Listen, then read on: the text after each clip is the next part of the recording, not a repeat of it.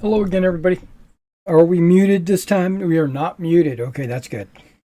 I decided to go live Wednesday, which I normally don't do because I normally prepare for my RPG in the evening. So I usually take this time to prepare for that.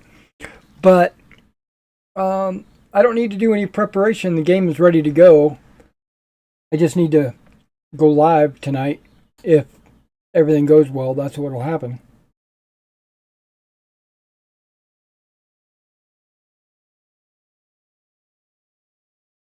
Last two Wednesdays, something has always come up.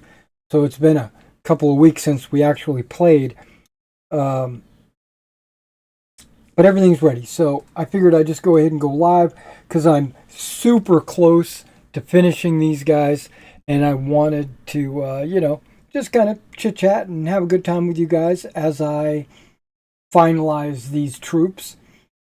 Um, I've been debating on whether or not to do their weapons.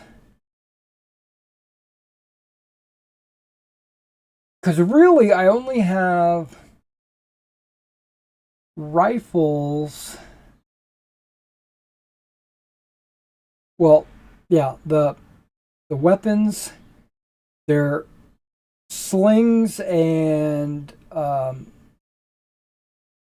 med pouches and scrim on the helmet. Uh, and then we'll pretty much be done. And then I'll wash, and then I'll go back in and touch up, highlight, and fix things that might need to be fixed. I do need to reorganize my paint because, like I said the last time, uh,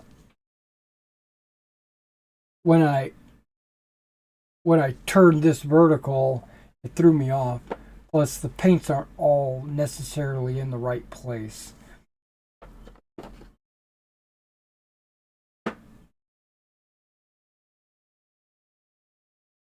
Hmm.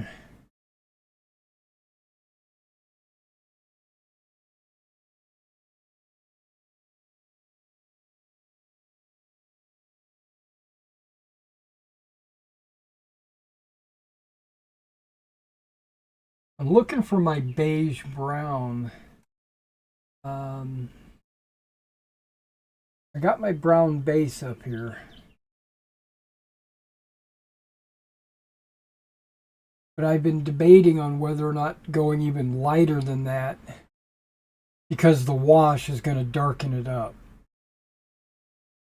and bring it back to where it belongs.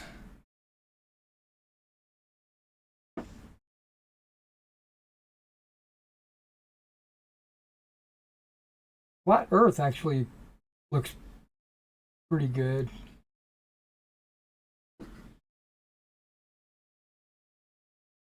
I also have something called New Wood.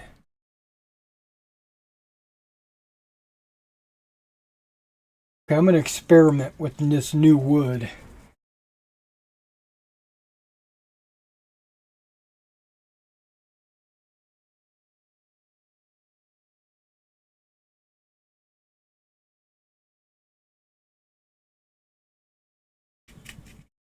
Give it a thorough shake. I don't know where my beige brown is though.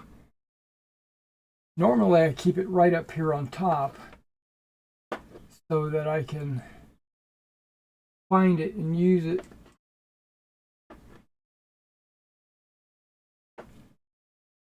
But like I said, I mixed some things around.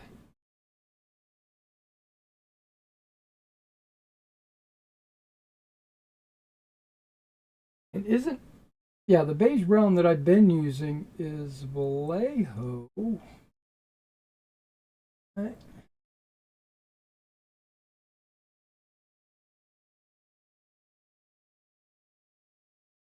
Dude, I'm going to have to go through all my browns to find it.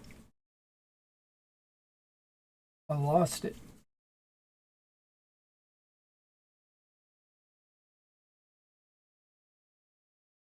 Looks a lot like these.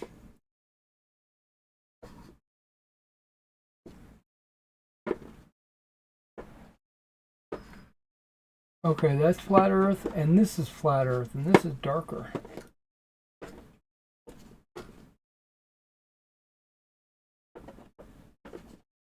Tan Earth.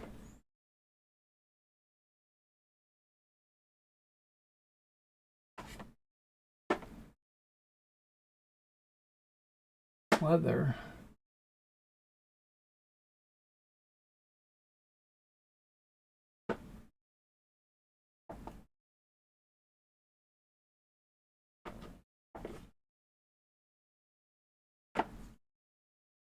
I could have swore that I saw it last night. I pulled it out and I used it on something.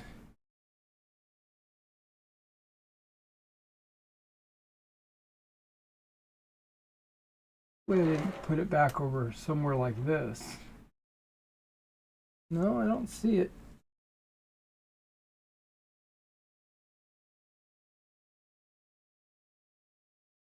Okay, I think I've lost my beige brown.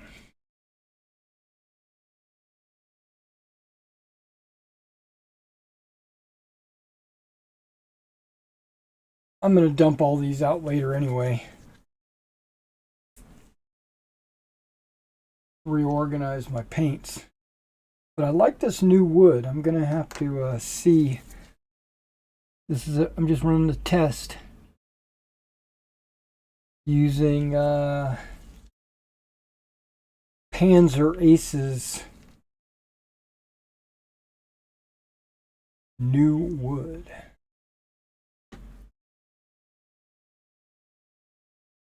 And let's just find a guy with a rifle or a carbine, either way.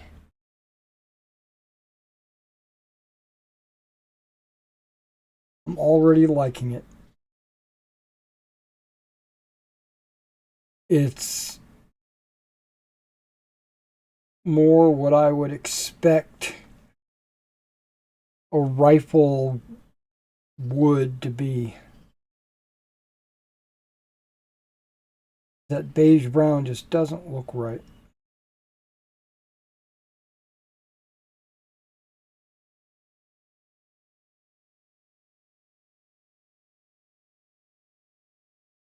I actually started using beige brown because I saw that it was recommended on the Plastic Soldier Company paint guides. And it worked okay, but that new wood looks way better.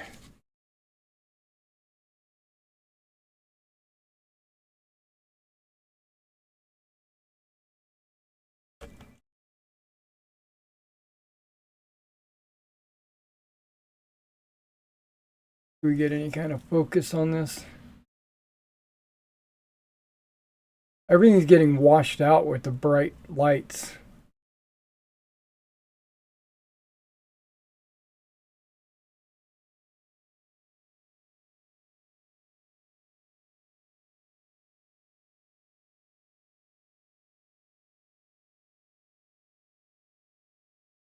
Maybe I've got autofocus turned off, but I don't think I do. Yeah, I'm gonna have to see if I have it turned off.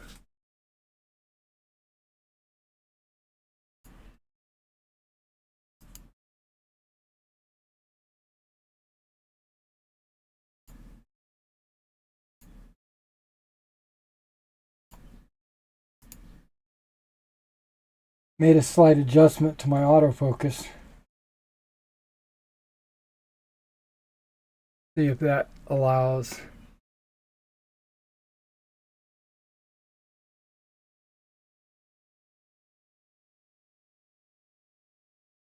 At least you can see the colors and how they interact. Okay, I'm seeing like a stutter in frame rate.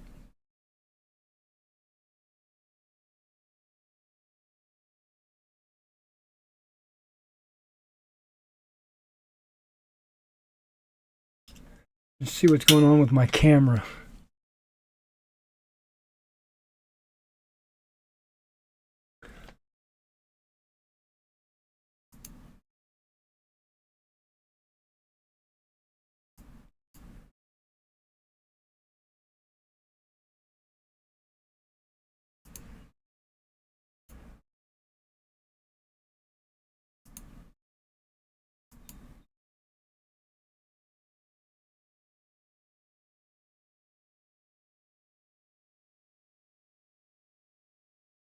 Okay, you get a pretty good focus.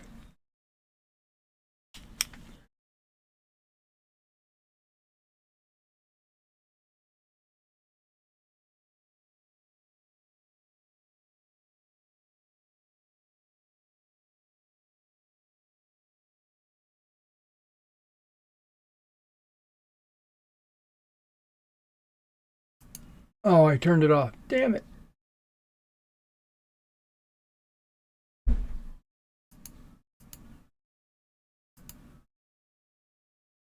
Okay, there you go. Now you can see the autofocus actually working. Yeah, there we go.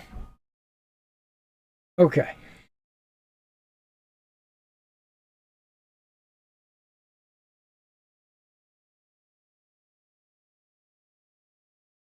There you go. See that wood? I think that's a good looking wood color.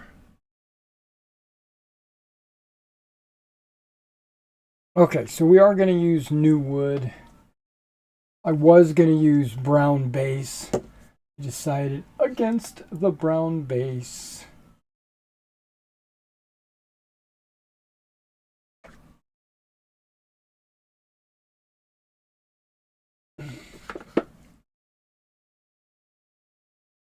Okay. Now, what color would be better to do first?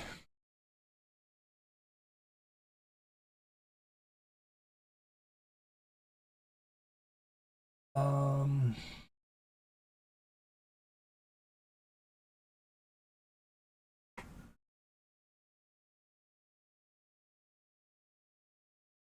I take new wood on everything, and then I can come in later with the Dunkelgelb.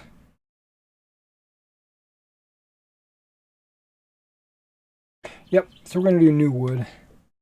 We're going to need a new palette for the day because I've been using all of these. Now, I did spend quite a bit of time yesterday working on these guys. So,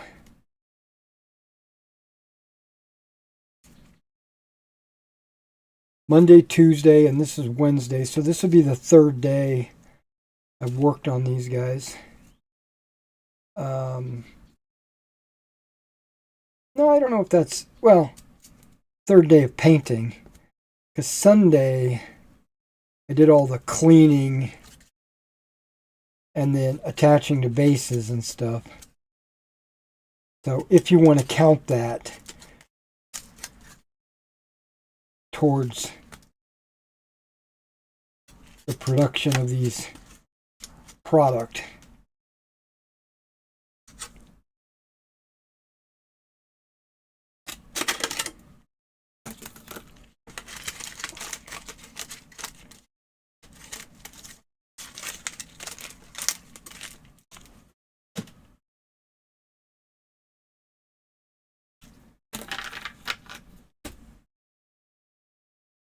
All right, let's go new wood.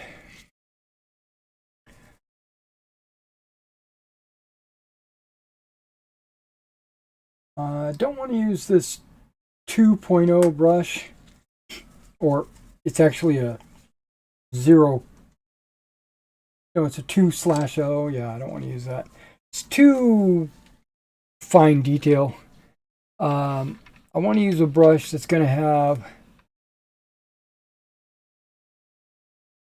a lot of paint on it.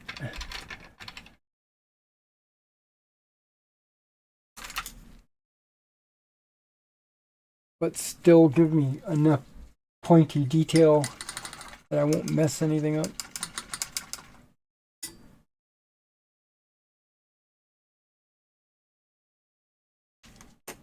Thinking that's it.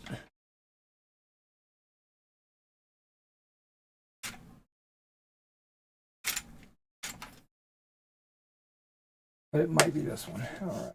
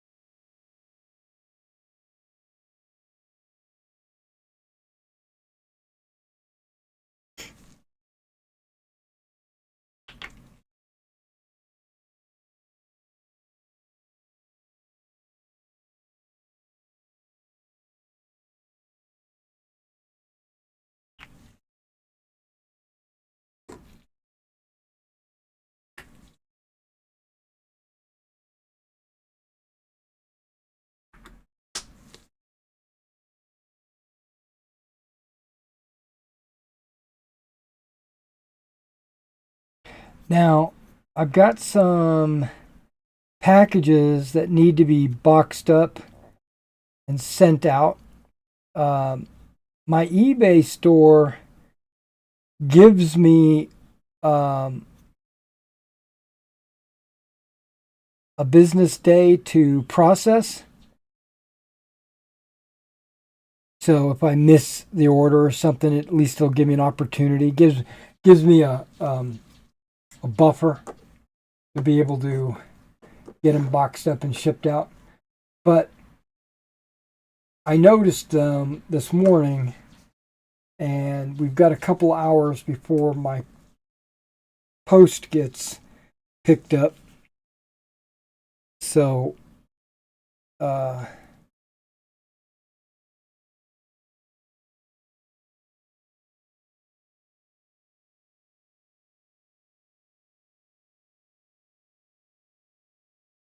so at some point during this stream, I'm going to have to stop, process those orders, because I'd like to get them out, do them as they come,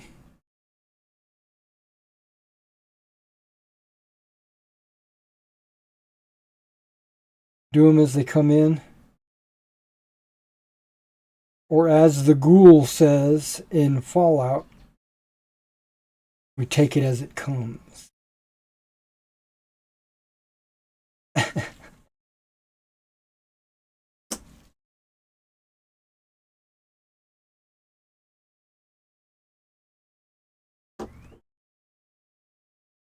couple of these guys are flamethrowers, and they don't have rifles. But they do have entrenching tools.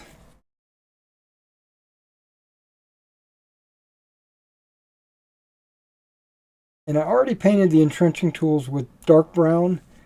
But I can put some streaks of this new wood on there, and it'll give it the impression, whoop, that's a rifle.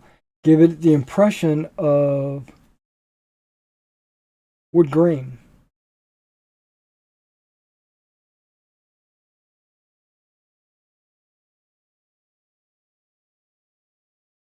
My plan was to get as far as the wash,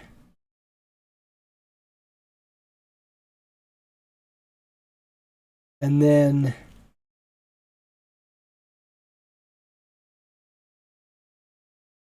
while the wash is drying, do the boxes.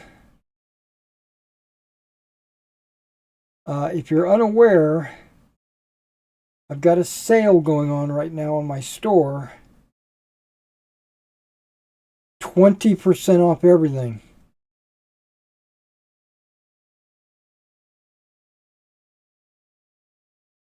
So people are taking advantage of that.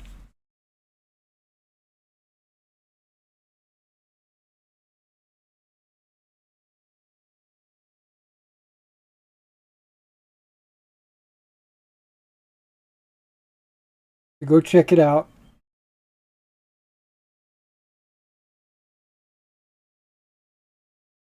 It's mostly historical miniatures, but I've got some fantasy on there. I was going to put some sci-fi on there, but I'm kind of vacillating and kind of waffling.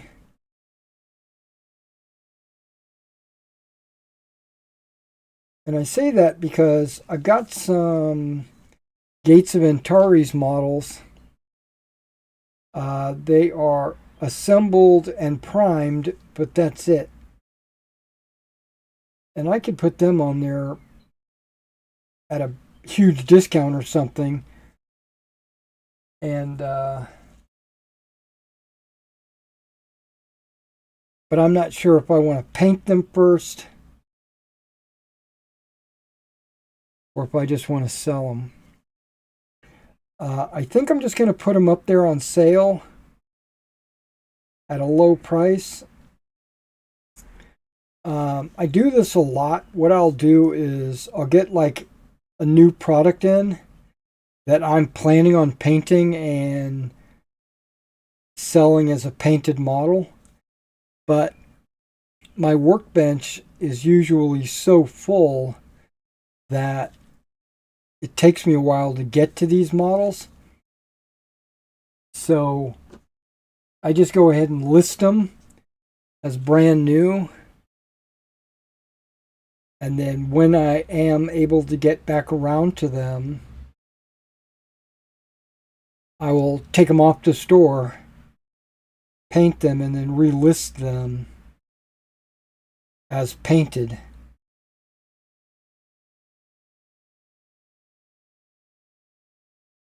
Sometimes a model will sell before I get a chance to paint it. But that's okay because that just means I got to reorder it.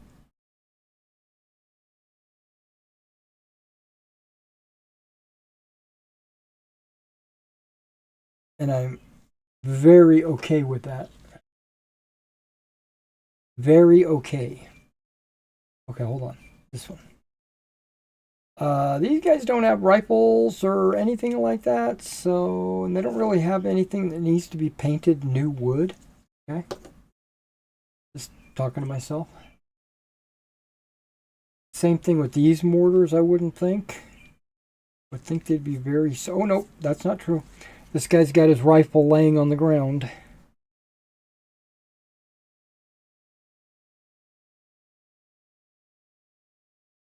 Part of his base.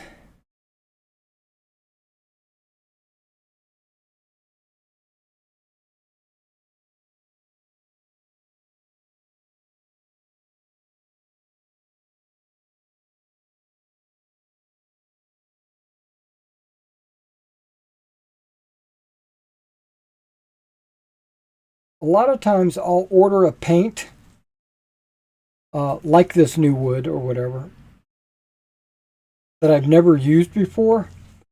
And I'll experiment with it and I'll kind of test it out and see if it works or not. And then if I like it, I'll continue to use it. And if I don't, then I won't, obviously. And I'm very happy that the last time I placed a paint order,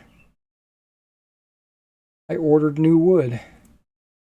I am very happy with this color.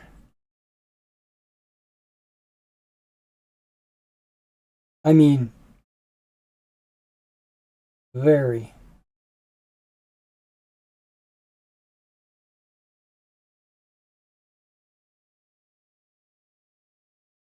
Yeah, it's exactly the color I want it to be. It's a little bit darker than beige brown, but just barely. Wow, I need some more flesh on these guys.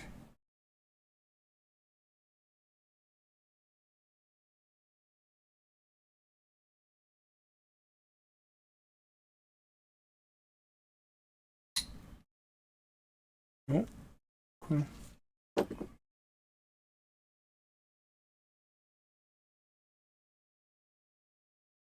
Okay, nothing on him.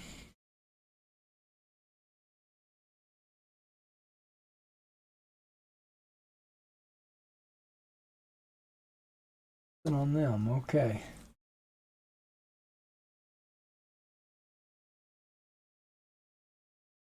Now the BAR has a couple of places with wood. There's the foregrip, which is a very small block of wood, and then the stock.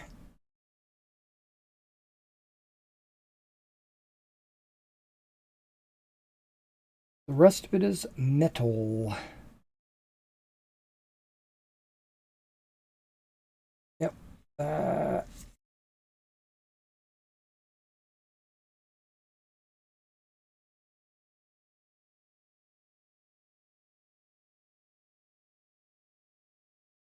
That works.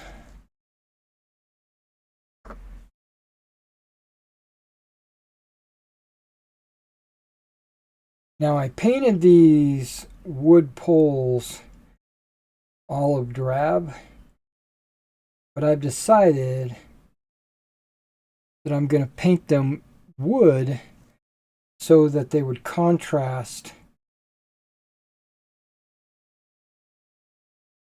against the tarp or the fabric of the stretcher.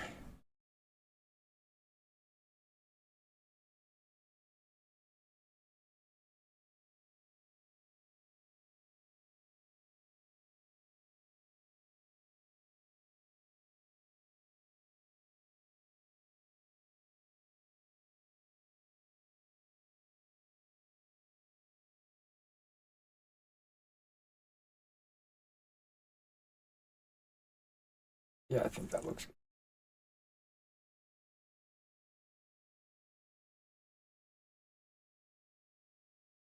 And there's a couple of cutouts right there in the middle.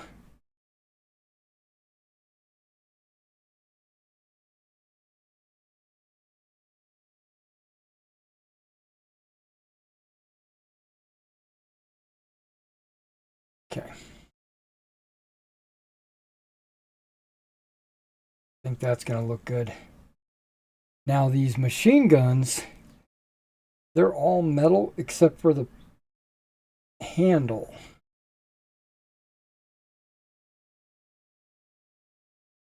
Okay. That's all you get out of that guy.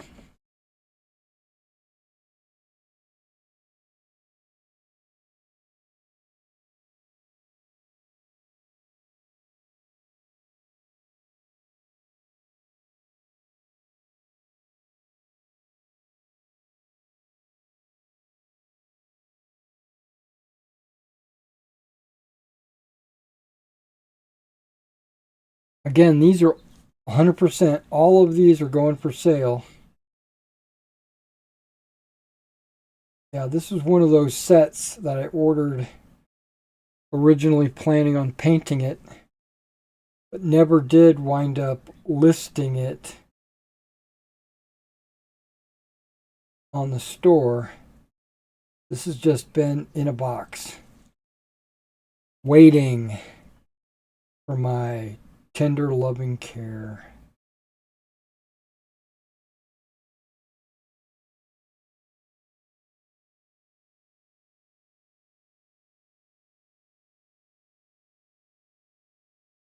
Oh, I did him already.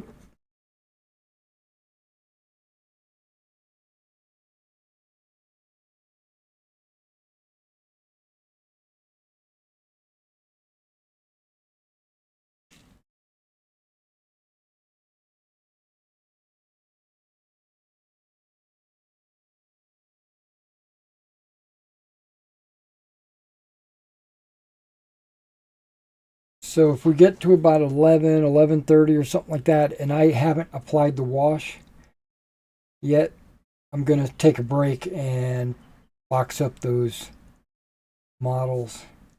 What's funny is I had orders come in like almost all at once, and they were all Victrix. And I was like, what? Okay, now this is a machine gun too, but I don't see any wood. Okay, got it all covered by his hands or whatever.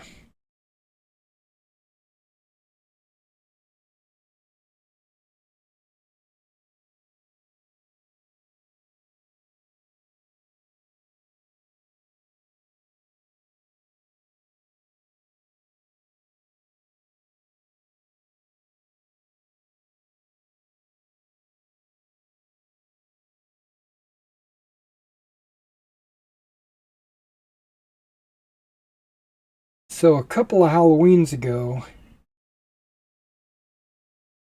probably about 5 Halloweens actually, I went to this Halloween party dressed as a World War II paratrooper.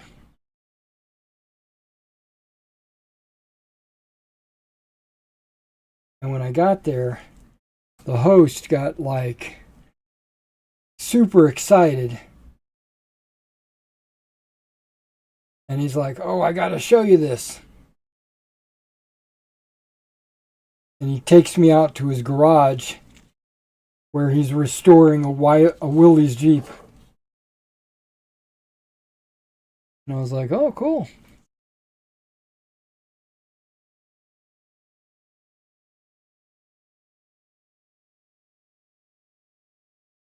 That was his pet project, I guess.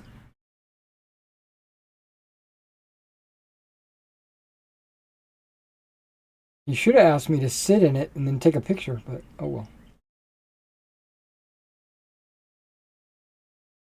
Oh, but the point is, that's when he pulled out his M1 Garand, because I was carrying a Thompson, and he pulls out this M1 Garand and says, "Check this out." Which I was actually more impressed with the M1 than I was with the Willys.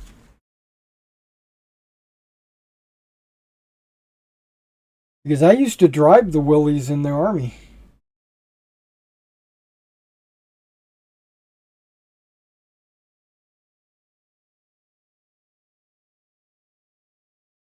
When I was in the 101st,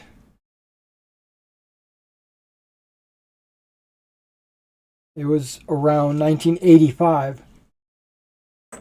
That's actually 81, 80. When did I get to Fort Campbell? Probably about 83, end of 82, something like that. And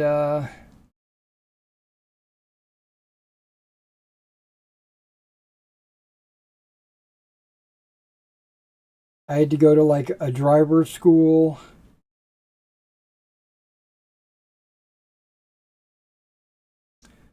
And I had to learn how to drive the Willys. How to do PMCS.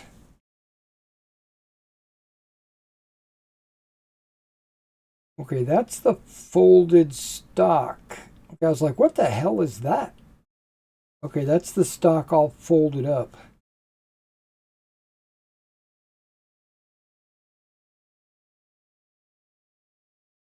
Okay.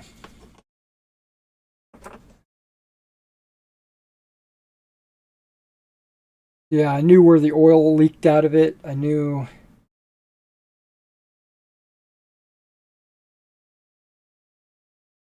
We had this joke. It's probably common in the Army, or at least it was then. Because during PMCS, you had like a little checklist of things you're supposed to look for, like, does the steering wheel work? Do the brakes work?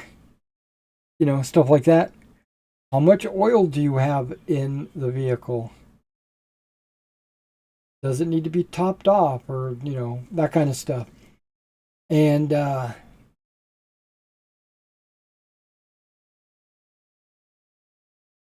one of the jokes was the Jeep leaks. It leaks from a lot of different spots. And if it's not leaking, that means it's empty.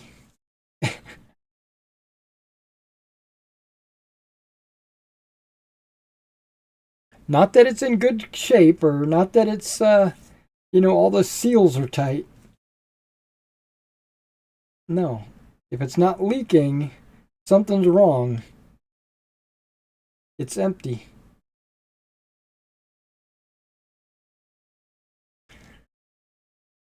Which I thought was pretty hilarious.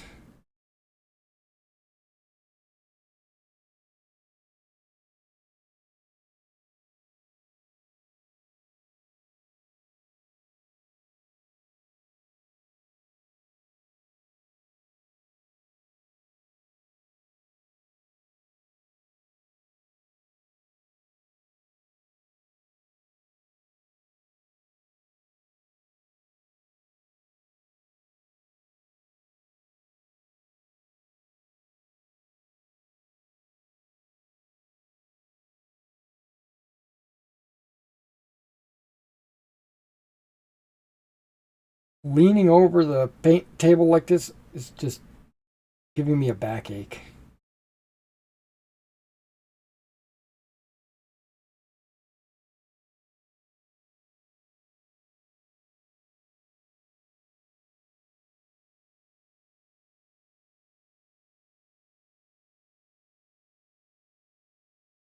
All right.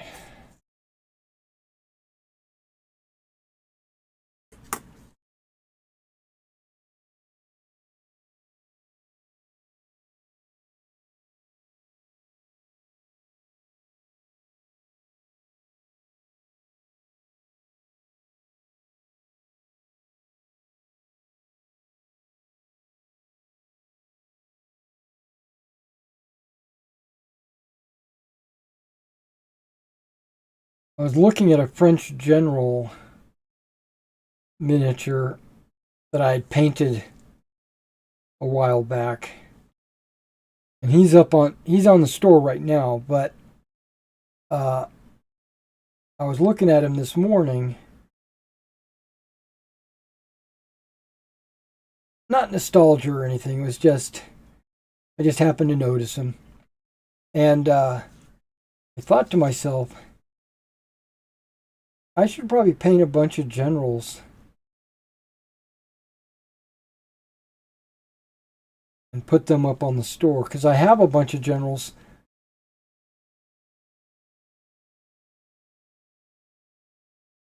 And then I thought, well, then I could just go ahead and instead just paint some French units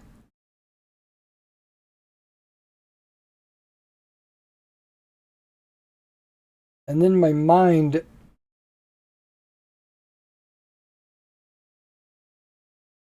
raced a little bit, and then I realized, what was I doing?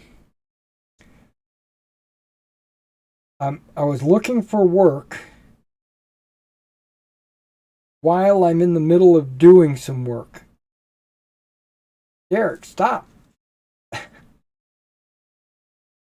Do one project at a time.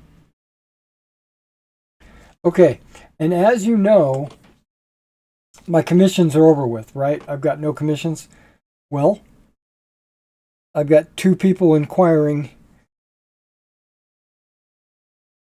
about commissions right now. So that might change here in the upcoming near future.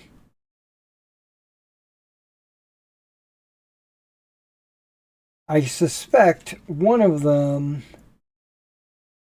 is 28mm World War II something, maybe Hungarian.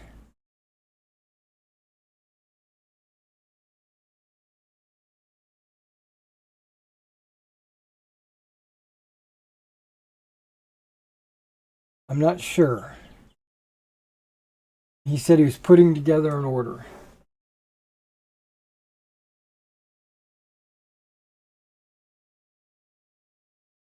And he's usually good. He's a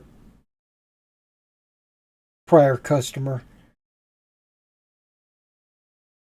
He takes care of me. I take care of him. Everything's good.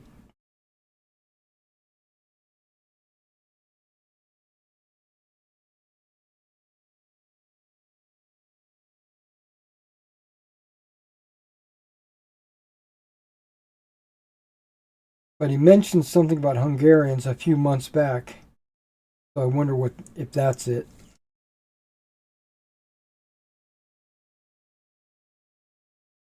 And then this other guy's got some 15mm tanks he wants me to paint. But he just won't commit. He keeps asking me,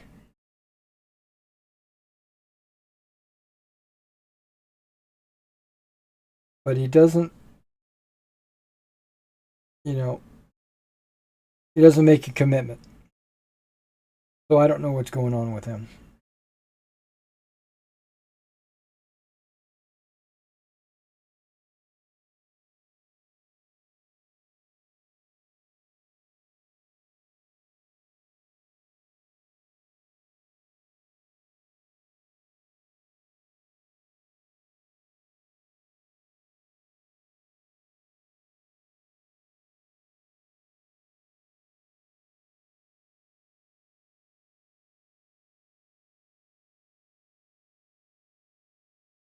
These offensive miniatures are beautiful models. They really are. But like with any metal model, you're always going to have a little bit of flash, a little bit of mold lines.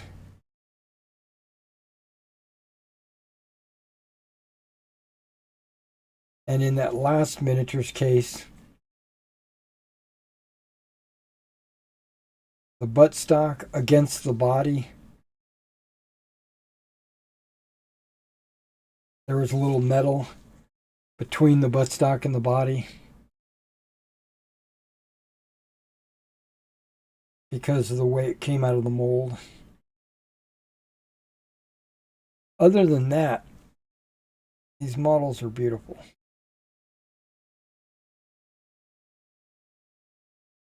Highly detailed.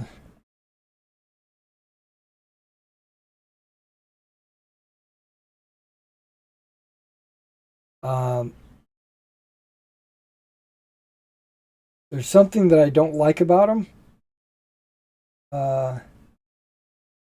Other people might like it a lot.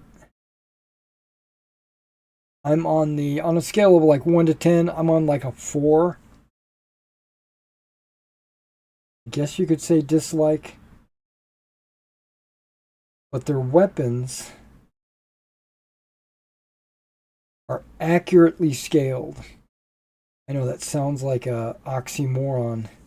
I don't like accuracy.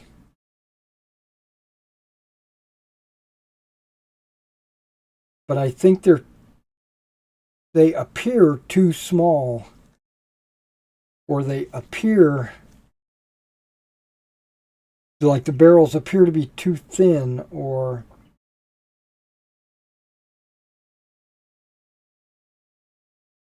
but I think that's because I've been indoctrinated to like heroic scale models where everything's blown up and extra large.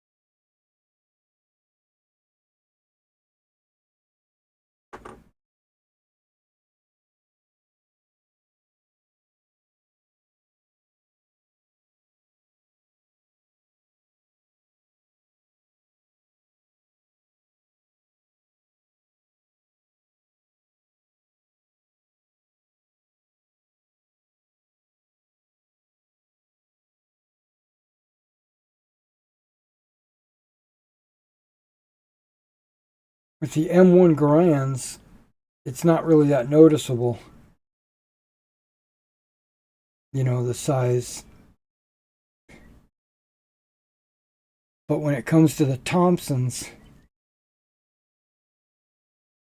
they all seem like they're too small. And I know they're not, because they're perfectly to scale with the figures.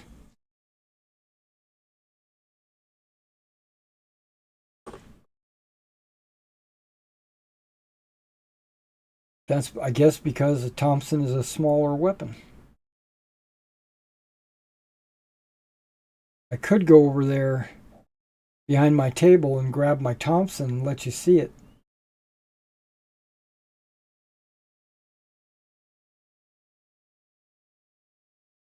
And you tell me if it's to scale or not.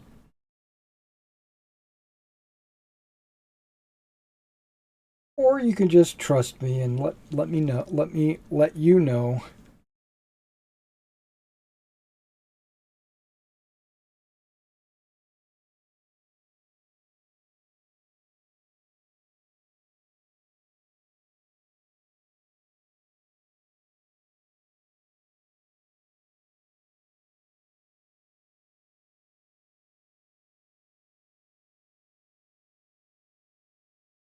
Okay, well, we're flying through these guys, but it's not fast enough.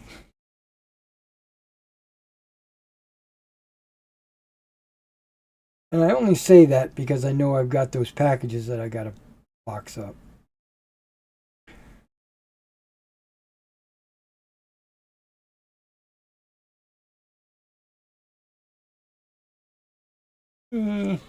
Yeah.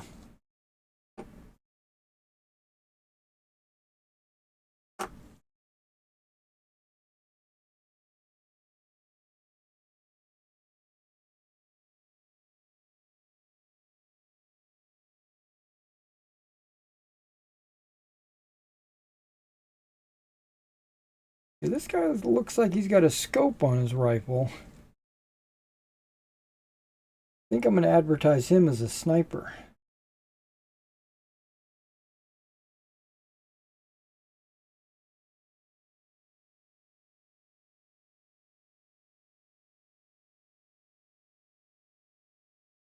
Kissing across. I've been thinking about making it silver, but I'm also thinking it could probably be wood.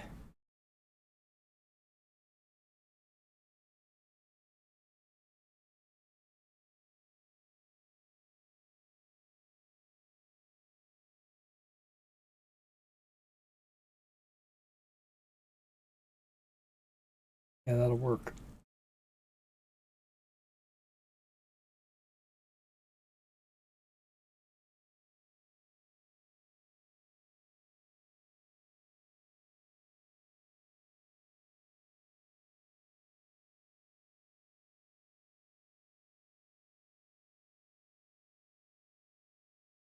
So the finale of Shogun was on last night. Um, don't worry, I'm not going to spoil it much. But I'm going to say I was very disappointed with the finale. Um, Watching someone else react to it. Okay, hold on.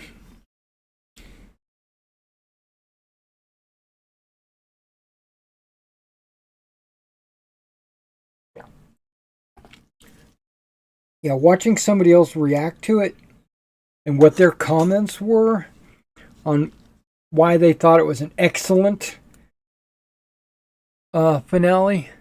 Oh crap, it's almost 11. Okay. Uh, Made me think of the finale in a different light because of what they said about it. They said some comments about it, and I was like, okay, I can see your point. I can see why you think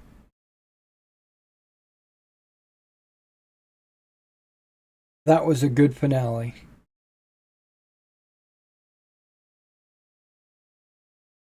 I was willing to be swayed.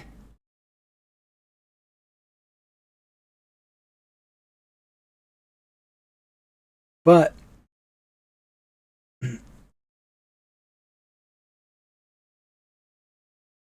he said that he watched a podcast with the cast and crew or whatever about the finale. They said some things that he didn't understand until he watched the episode, of course, because he hadn't seen the episode yet. And that explained everything to him.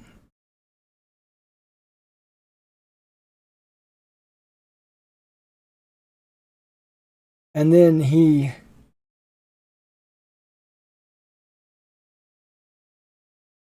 basically explained it to me. And that opened my eyes, and I was like, oh, okay, I understand that now. I understand why this was the way it was. But during the episode, and throughout the episode, that's not what I was feeling. It's not the information they were projecting.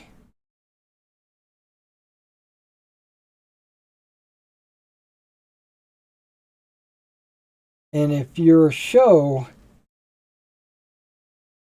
requires an explanation on a third-party podcast for people to grasp what you're trying to do, then it's not a good finale. Right? That's what I was thinking.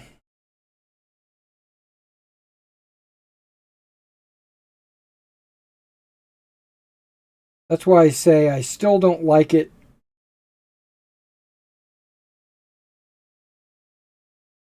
I didn't, even after the explanation, I still don't like it. And I can't reveal why, because that would be a huge spoiler. It just came out last night, and I don't want to ruin it for everybody.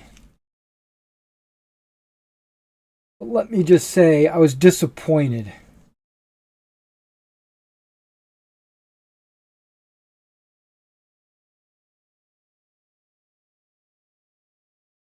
I think the acting was perfect, and the cinematography and everything was great. It was the way they closed the story.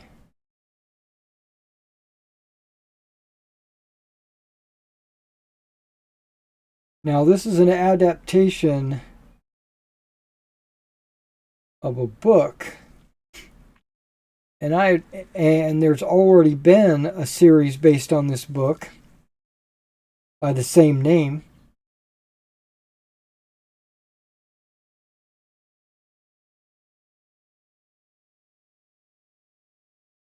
And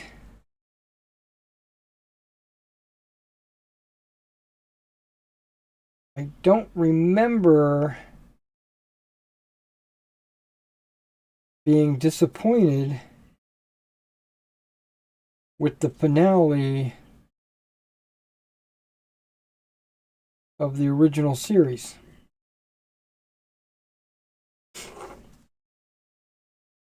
But thinking back, I don't remember what happened in the finale. That was 50 years ago.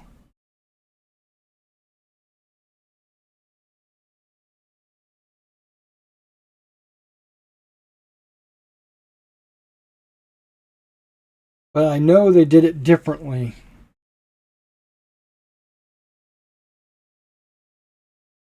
And I think the producers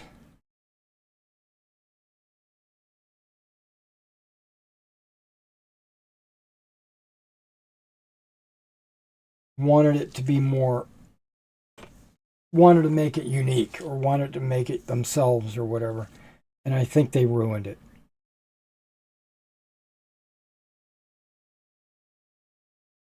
The whole show is a good show. I recommend it. I was just disappointed with the finale.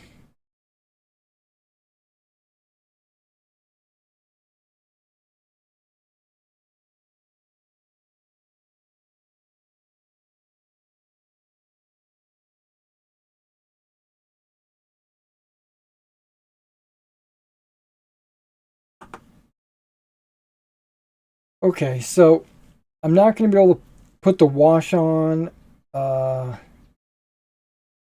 before I box everything out. But there's also another color I want to put on before I do the wash. couple of colors actually. So this will work out just fine.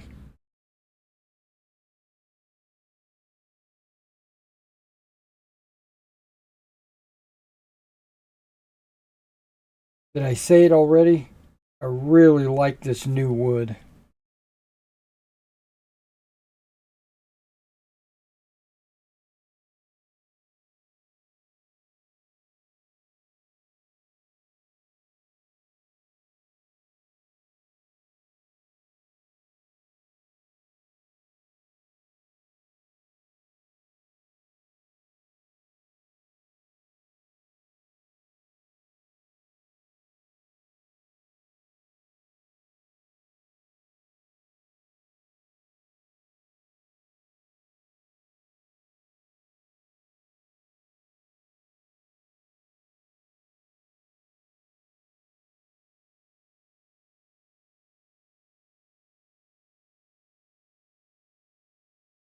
Now there's another show out there that I just finished watching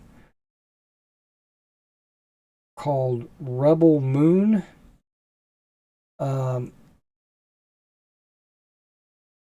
I watched Rebel Moon 1 about a month ago, and then Rebel Moon 2 came out this month, a few days ago. I was legitimately excited. So that tells you, or should tell you, how much I liked Rebel Moon 1.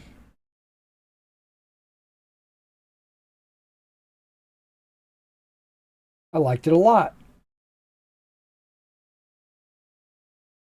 It kind of had a mixture or a feeling of like a Dune universe mixed with a Warhammer 40K universe.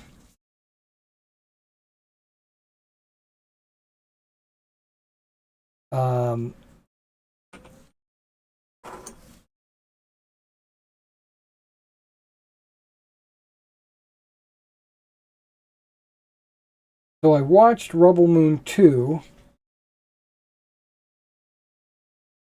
and it didn't end. I also don't want to give you any spoilers on this as well, but it didn't end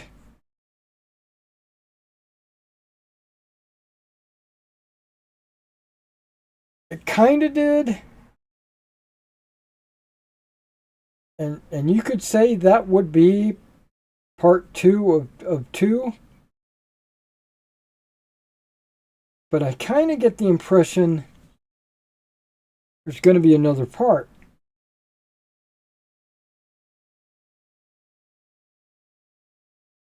And I'm looking forward to it if they do. All right, so then I'm kind of browsing my YouTube, and I see there are a lot of these elitist video critics out there. And I say elitist because they're almost always complaining.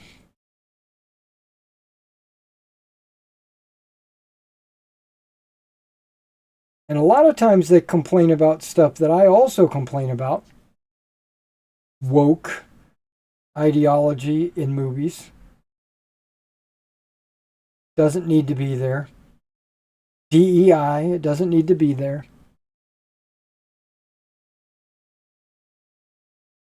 If you got a good story, it doesn't matter who they are. Problem is their story, they're trying to sell an agenda, and they're wanting you to buy it.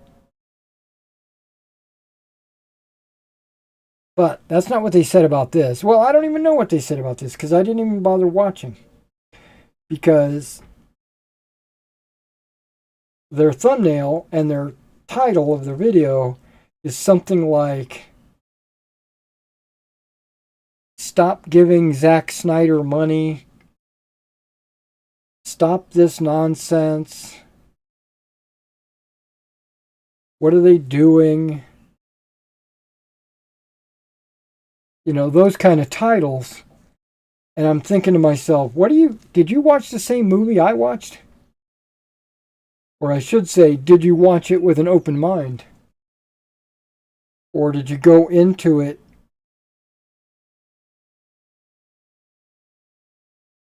just automatically thinking to yourself, I'm going to criticize this movie?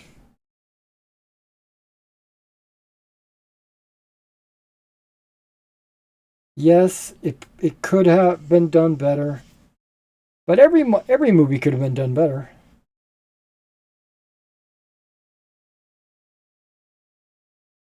Yes, did they have some really crazy themes? Yeah, but I was into it.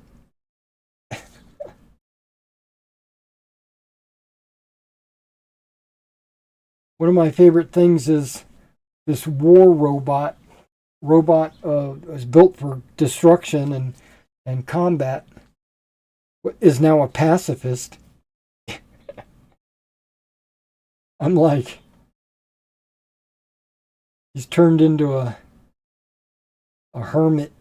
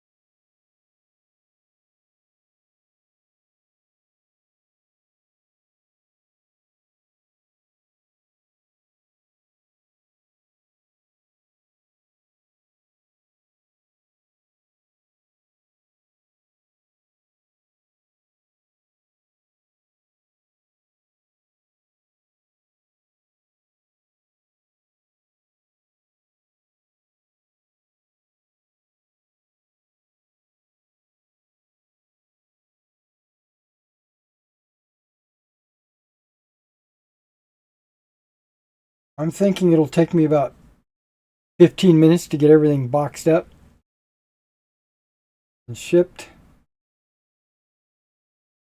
So I am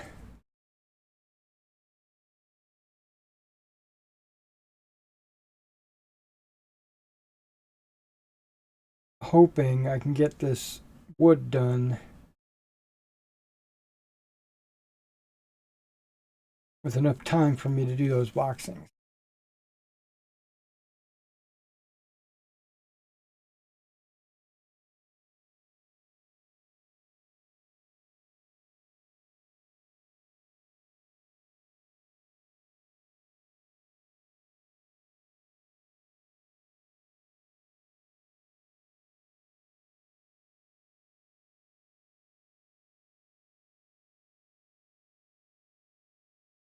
Okay.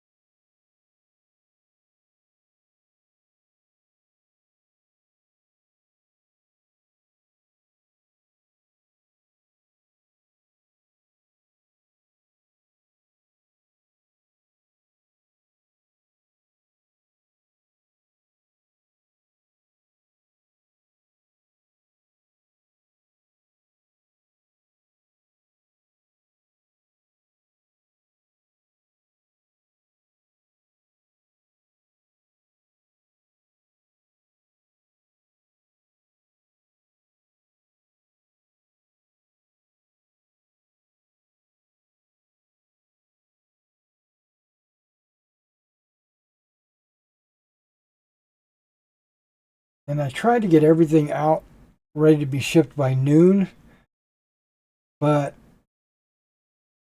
my postman woman, uh,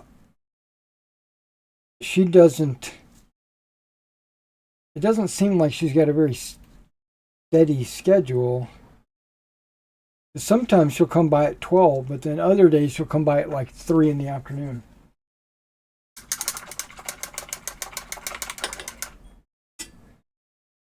But just to be sure, I want to get everything out there by noon. That way it's covered.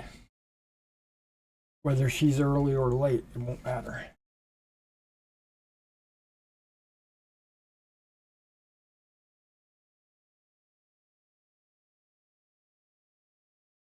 All right.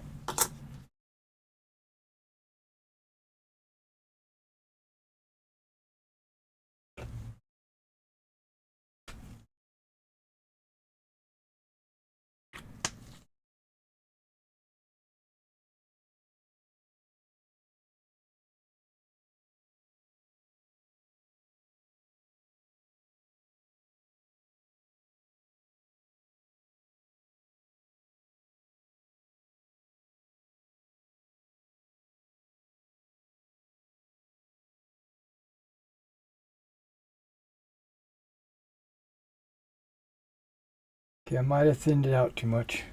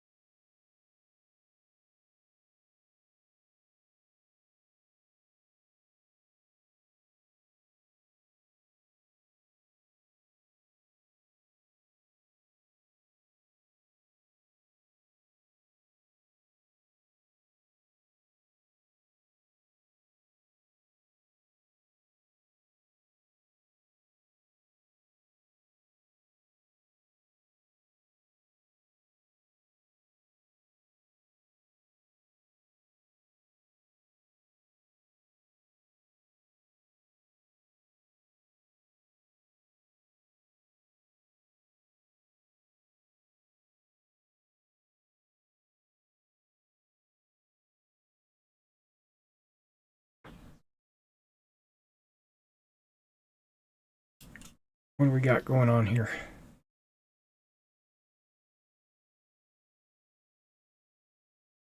Go for it says hello. Well, hello to you too. Go for it. How you been, man? Haven't seen you in a little while. Assume you just hadn't had an opportunity to catch the streams.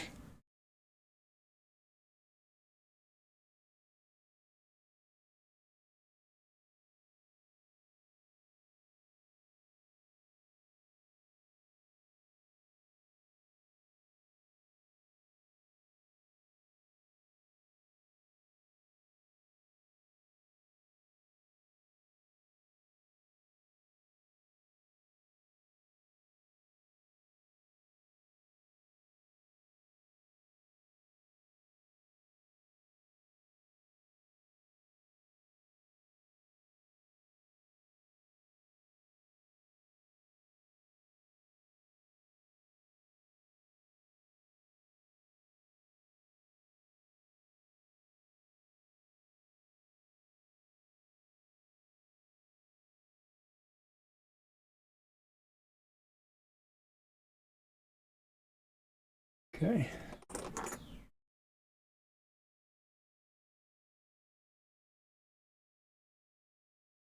So yeah, after this wood,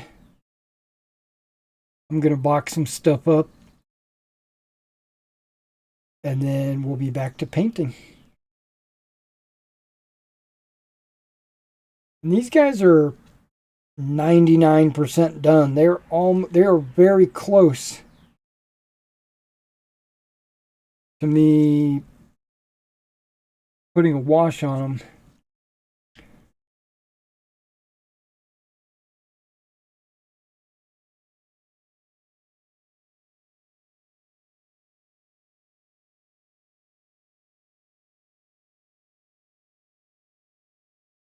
And then once the wash dries, I go in and touch up any mistakes, or I do highlights.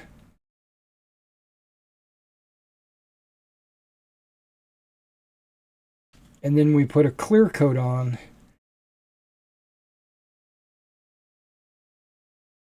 And base.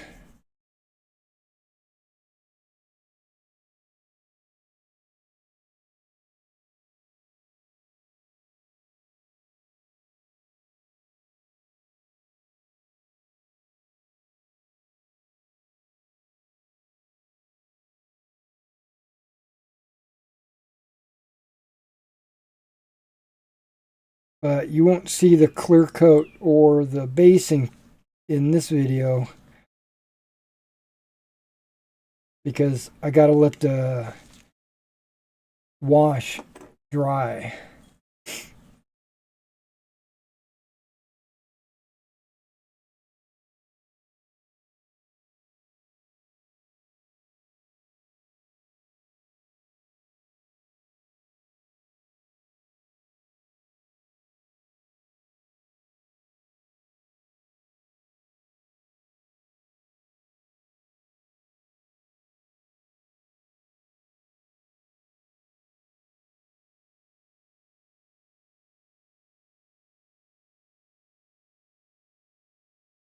Okay, we're down to just a handful.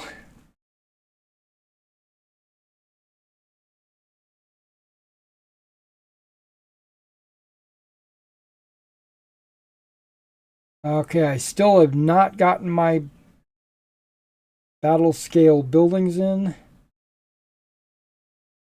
I thought about this last night, that if I don't get them in today, I'm going to send them an email saying if they have shipped, do you have a tracking number, or what day did they ship? When could I expect them, etc. The second half of that email is going to be, if they have not shipped, please cancel my order.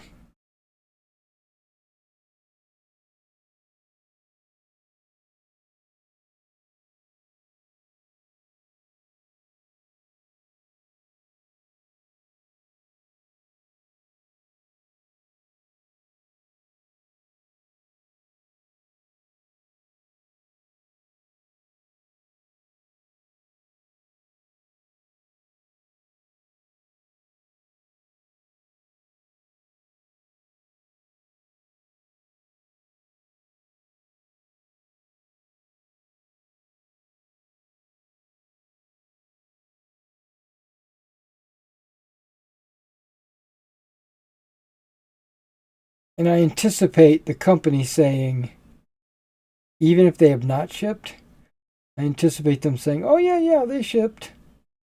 They're actually shipping out this afternoon.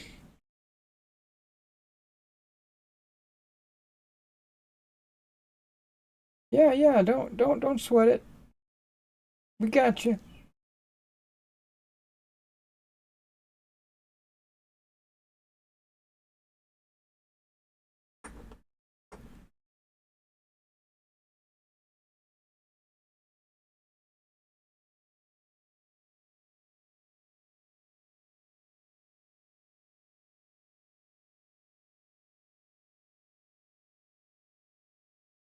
But I'm going to wait till mail runs today before I make that decision.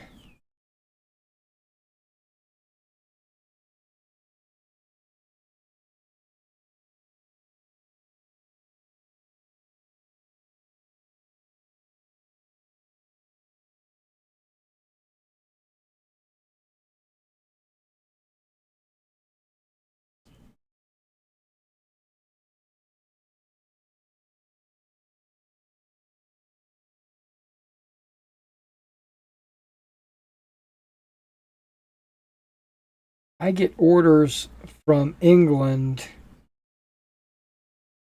like from Plastic Soldier or Victrix, in like 2 or 3 days.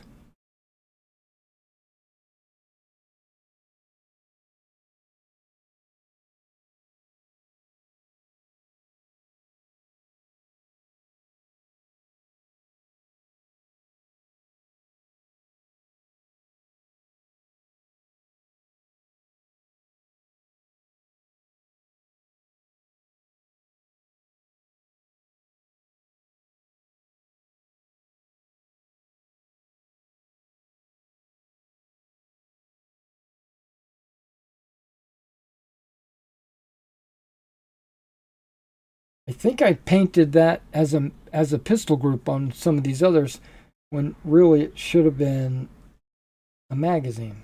Okay. Well, I can just go back over it when I go to paint the metallic parts. I will fix that. I was like, why does it have two pistol groups? It doesn't.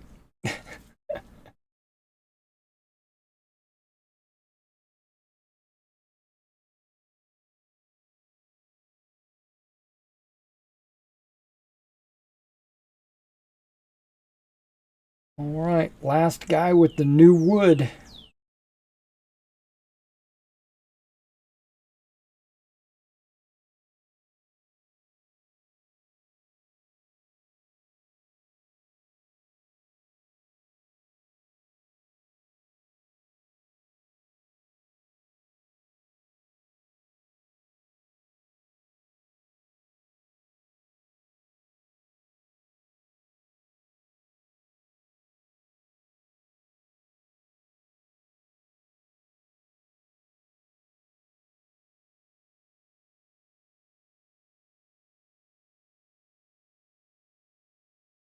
Okay, that's a little thin.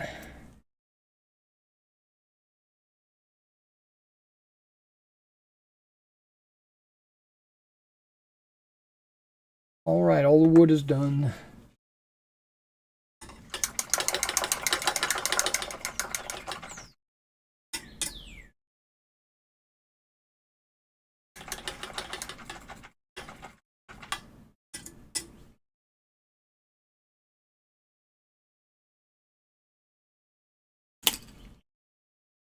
Oh, my back, I gotta straighten it out. Oh. Okay, I'm gonna turn this light off just for a second. I'm gonna adjust the camera so you can watch me and listen to me while I am doing the Lord's work.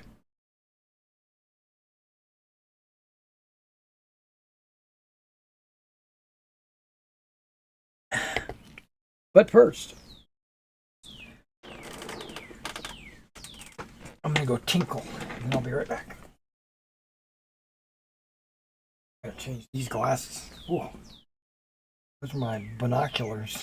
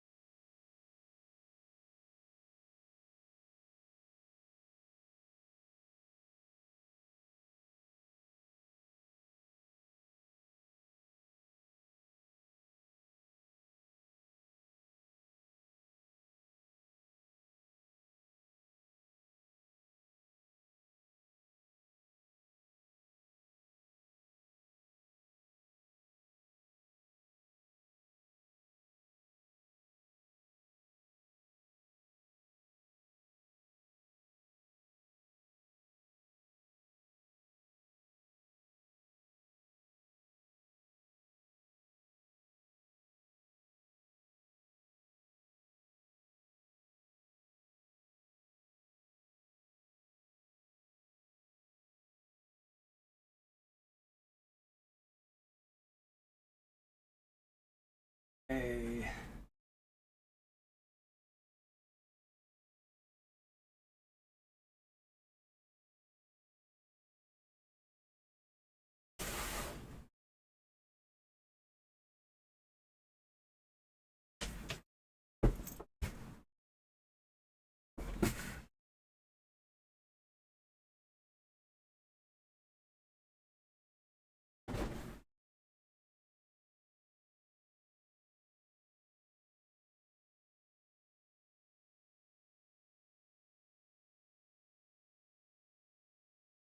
Perfect.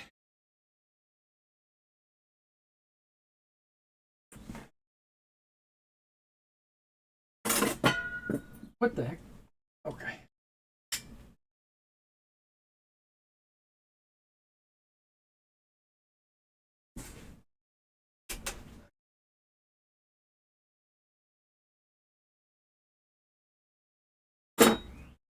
Ruler out of the way. All right, guys, give me a second here while I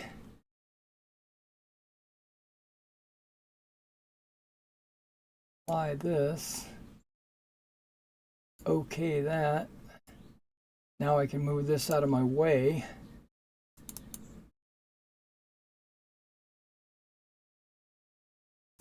Oh shoot, I got some more orders coming in. That's always good. Read unread messages first. Shipping.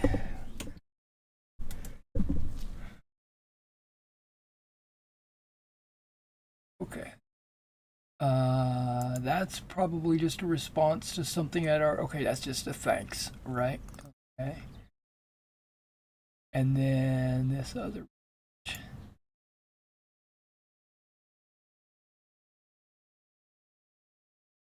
You offer combined shipping.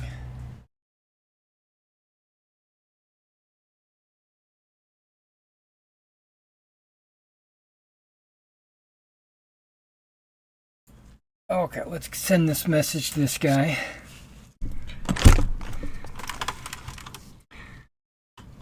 Yes, I will combine shipping, comma, eBay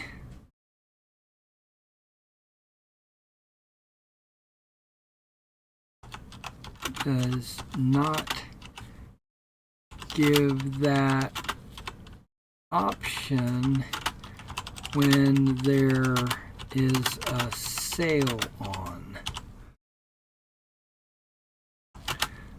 But I will refund excess shipping, which is true. All of that is true. Let's get back to the orders. Okay, so they're not new orders. Those were just messages.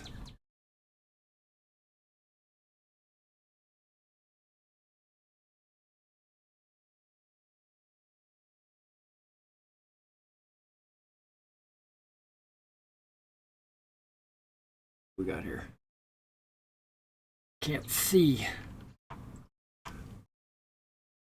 Center companies and artillery.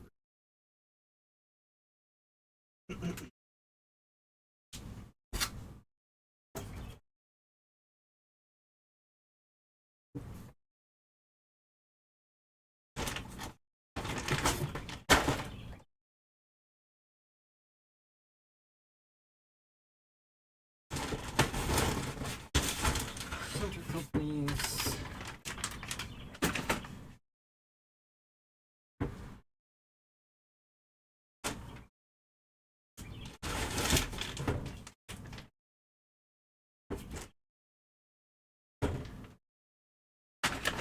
Artillery. All right.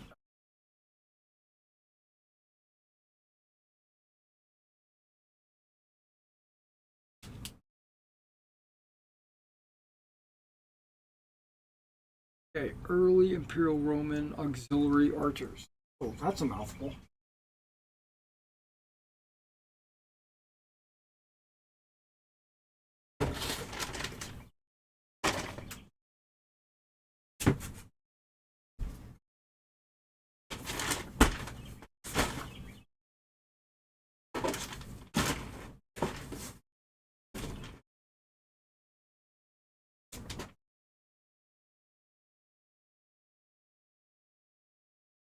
Late Roman archers, slingers. That's not it.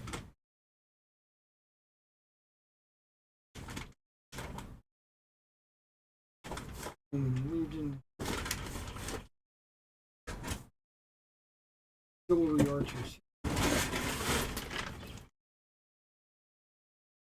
47. Looks correct. And then the last one is Iberian cavalry.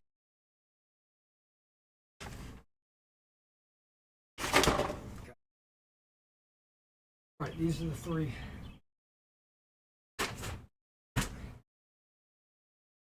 Surprisingly enough, they were all Victrix. People love their Victrix. Me included.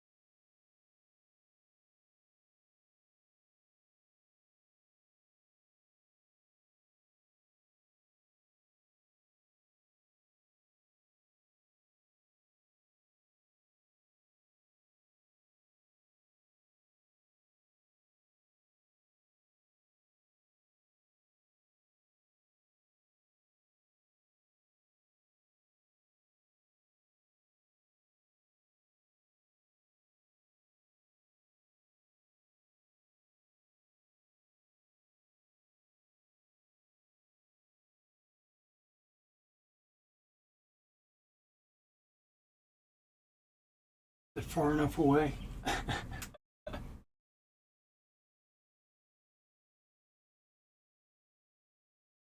Well, that's the last of the tea.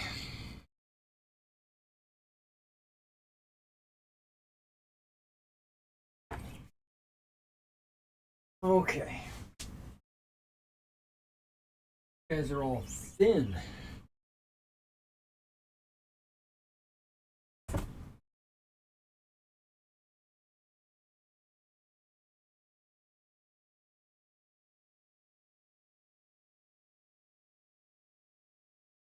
Actually, 10-8.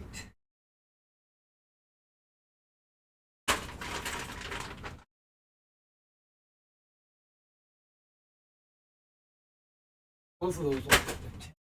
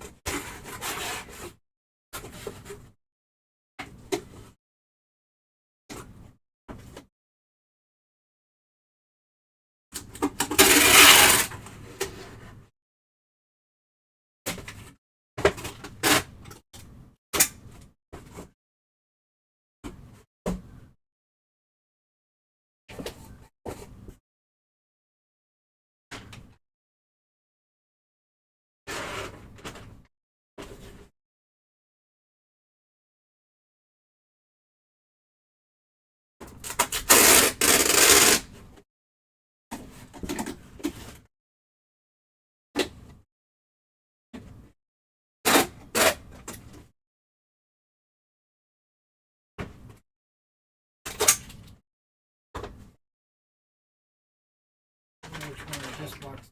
Okay.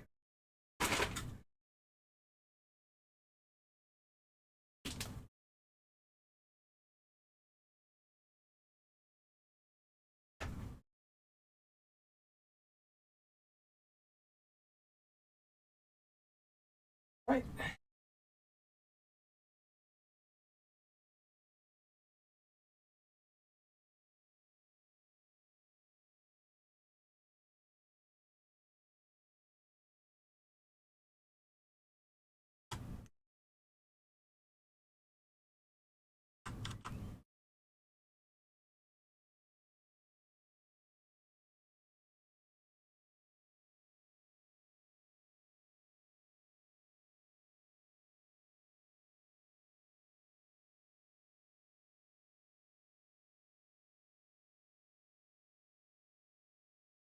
Should go a lot faster.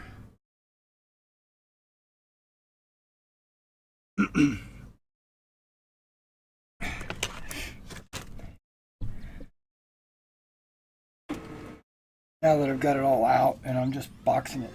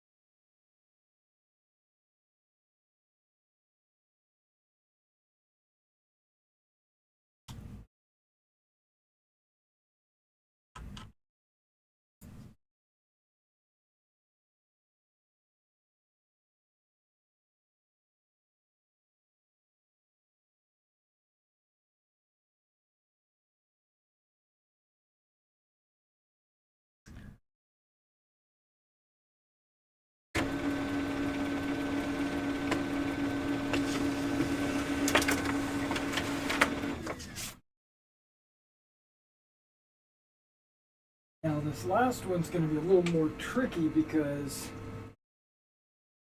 bigger in size, and there are also two of them, so the package is going to have to be thicker.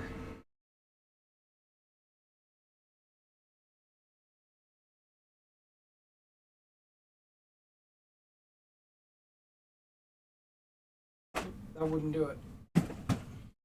I got these 12.9 twos, but that's not going to be big enough. Thinking it.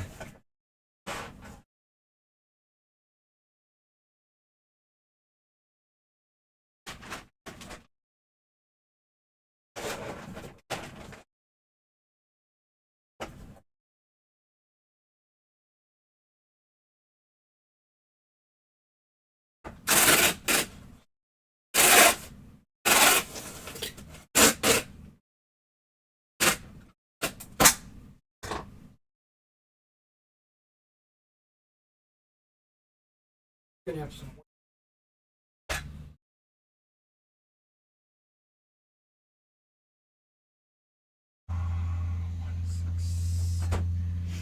Okay.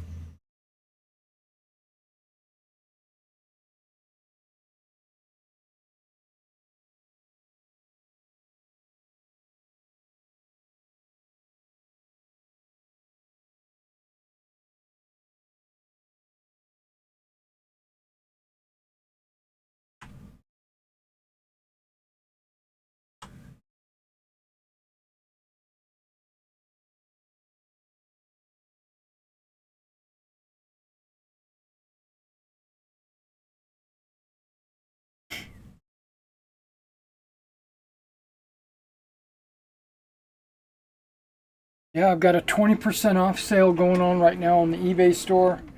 If you are interested in it, you should take advantage of it. These customers did.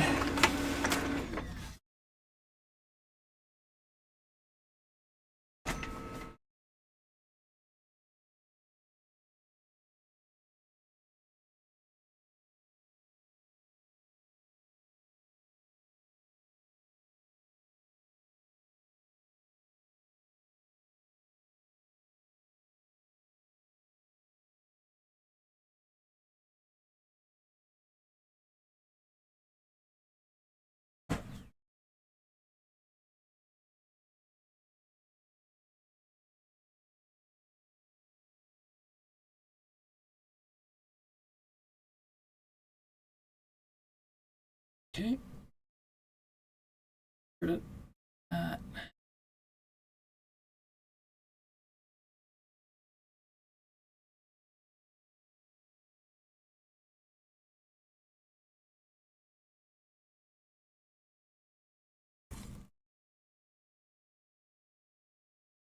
We'll be back to painting here in just a moment.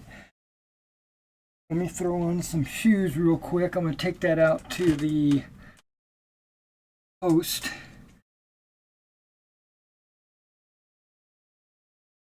And then I'll be right back.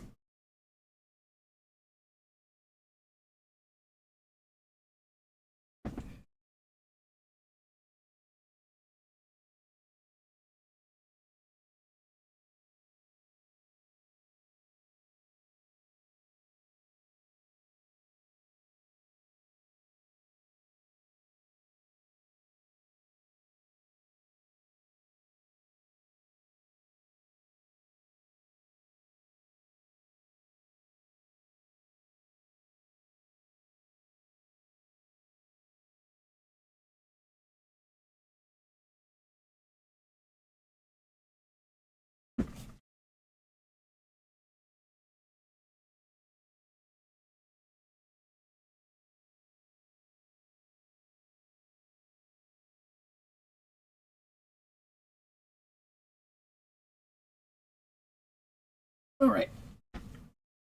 Give me 2 minutes. Not even. And we'll finish up those paratroopers.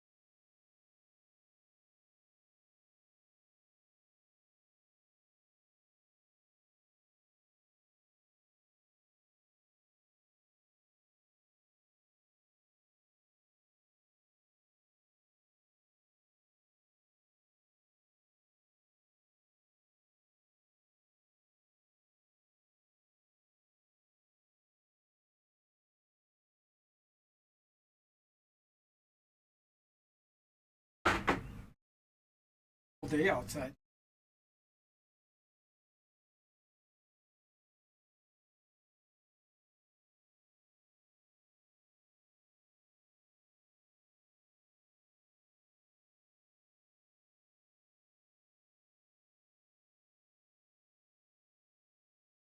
Sun's out.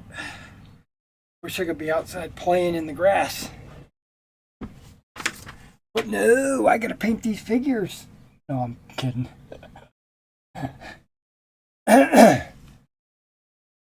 All right. New wood for the win. I'm loving it.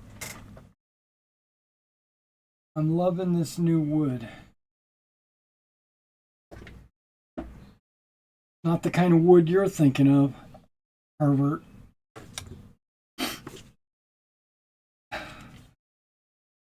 I call that old wood. Oh, man. So in a year and 2 months, 3 months, in a year and 3 months, I'll be able to retire. Collect my Social Security. Oh, I didn't need to shake that, did I? Nope. Watch it go everywhere.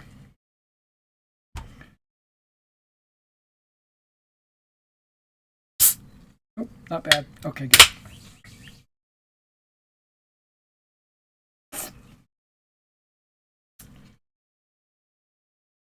This Prime energy drink, it's not bad. It's really not bad.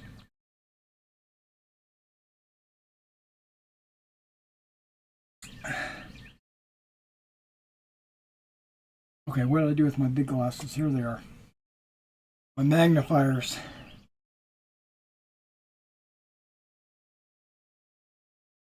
Get my light back on my subject here. I know you don't like this light because it's like blaring in your eyes. That camera over there.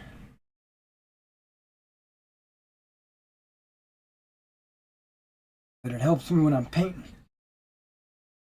Okay, so the next color I'm thinking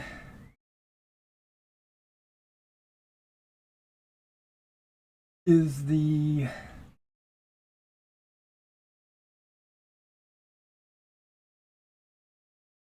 that away. I'm not going to be using it.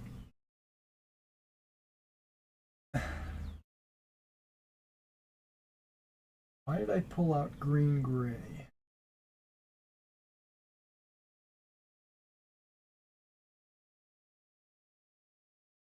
Have anything that I need to paint that green? Not that I can think of.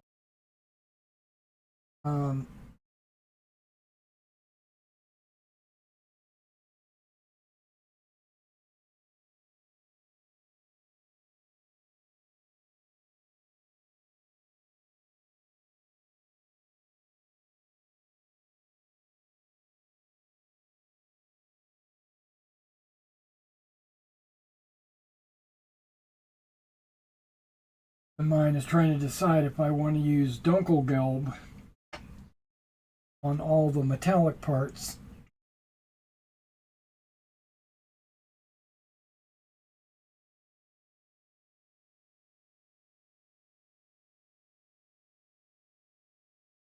Or do I want to use my khaki webbing on certain items? I think I'm going to do the Dunkelgelb.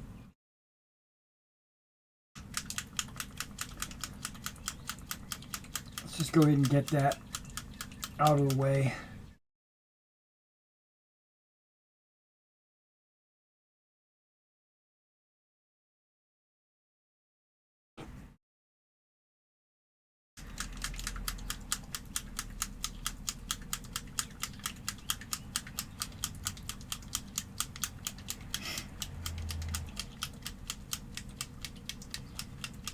Yeah, you can definitely hear that on the camera, on the microphone,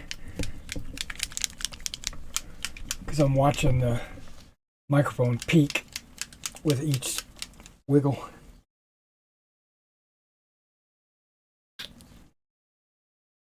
I'm surprised it's almost noon.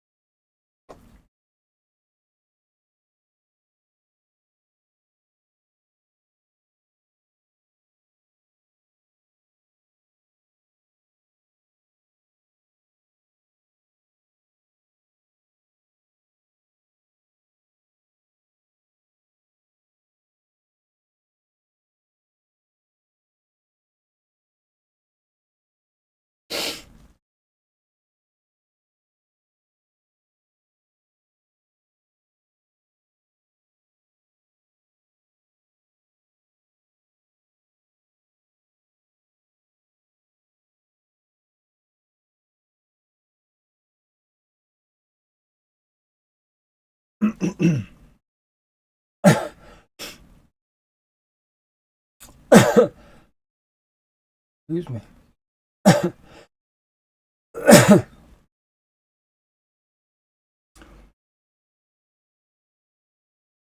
Yeah, as soon as I put a piece of candy in my mouth, I start coughing.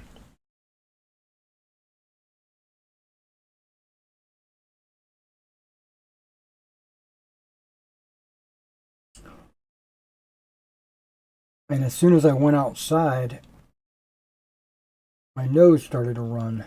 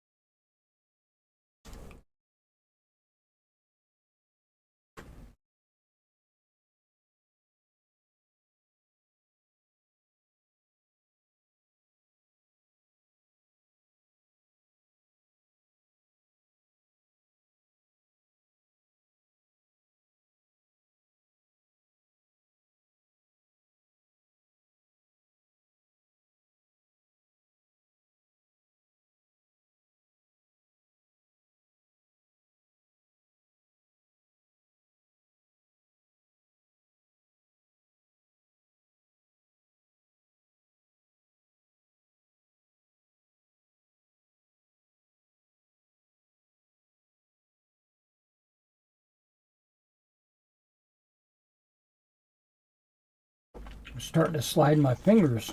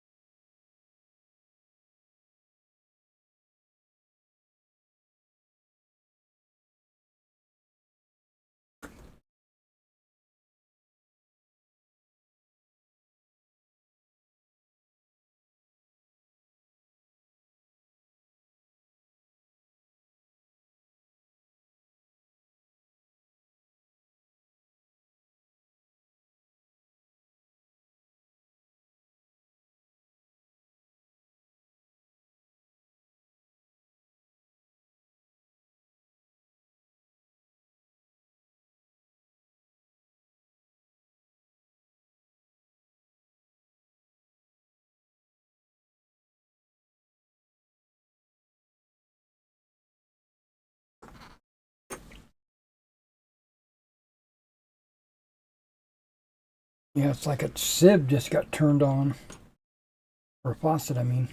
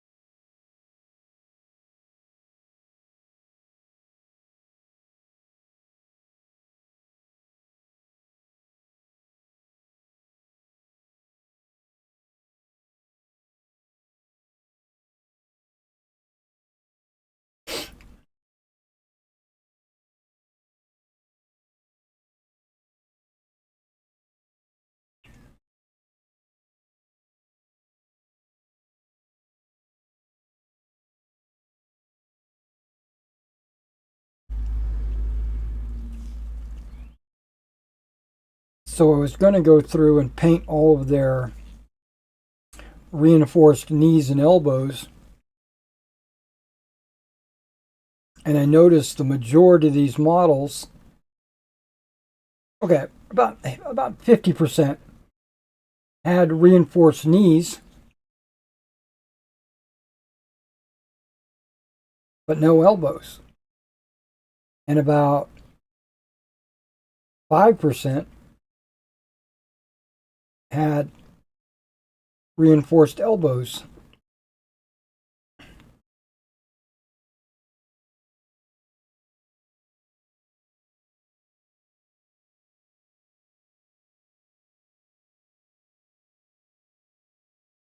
It was just something I noticed.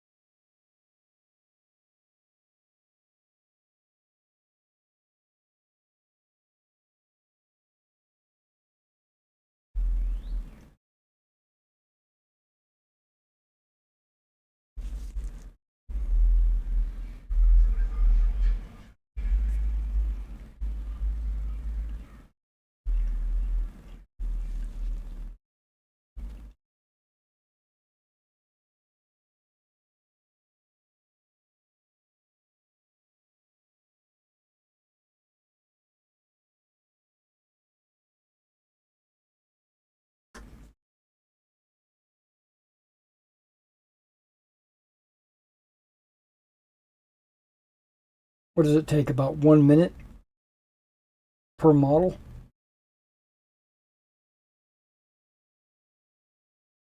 30 seconds per model?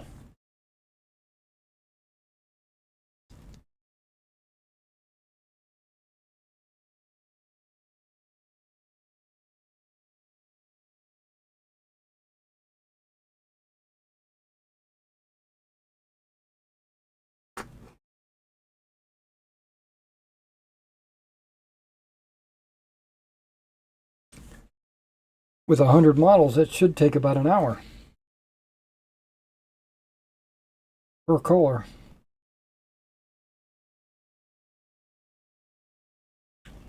But I think I'm going faster than that.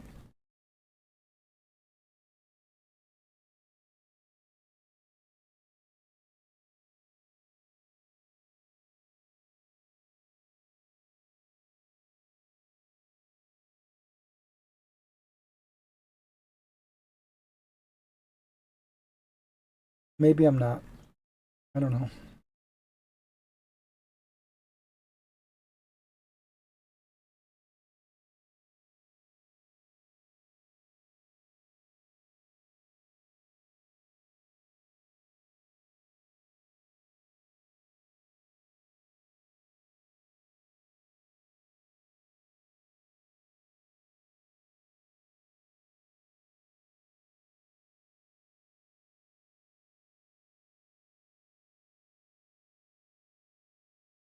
Okay, so I think it only took about 10 seconds on that one.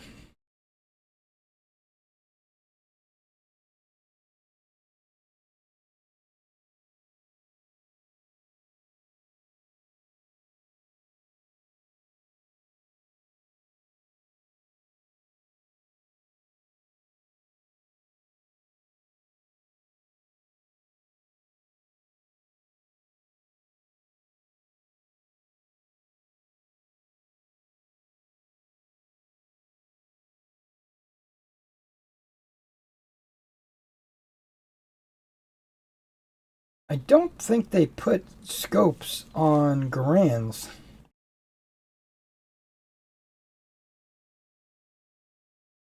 I think they only did that on the Lee Enfield, though, because of the way the ammo ejected and needed to be loaded would be right where the scope would be.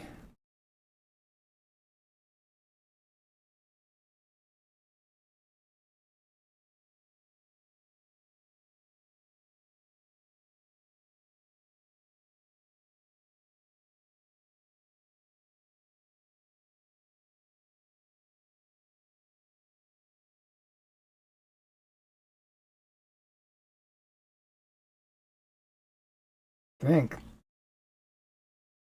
I could be wrong.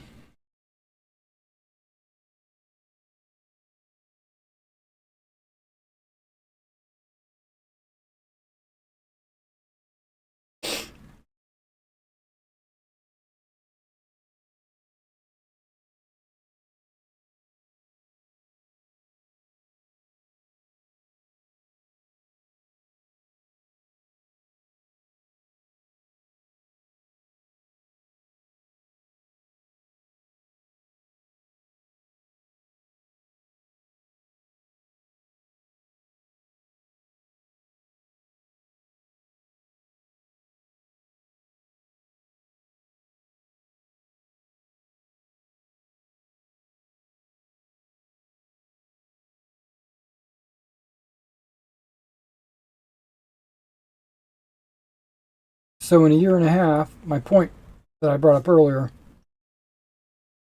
I'll be able to retire.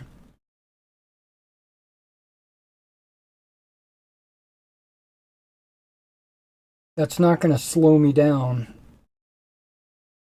I'm still going to have a store and I'm still going to sell product.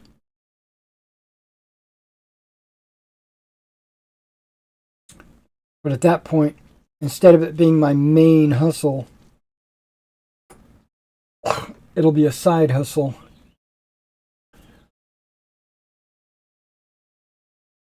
And I'll be able to focus on my own models more. But until then, I have to make a living.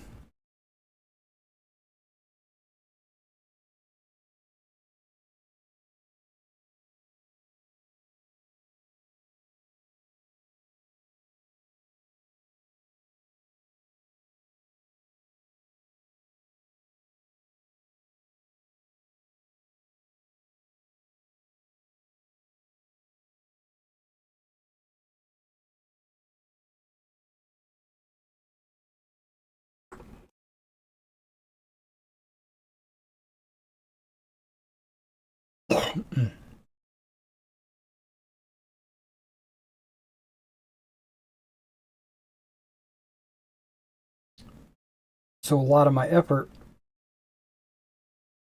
goes to the store, i.e., like what I paint.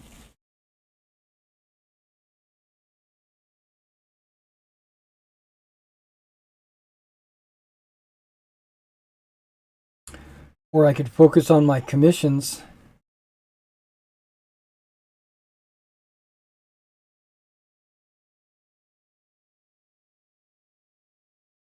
Or I should say, and focus on my commissions.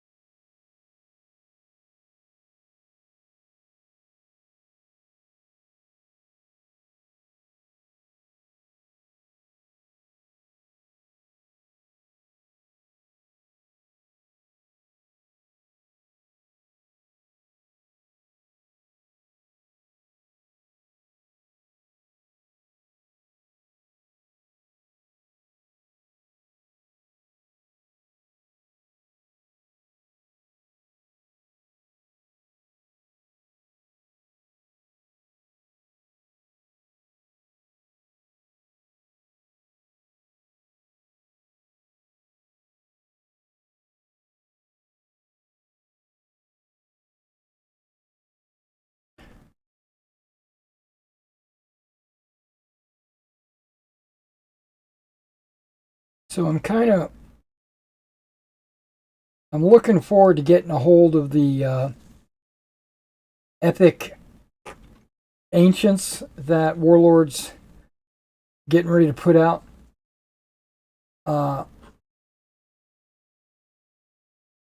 Because I want to see what scale they are.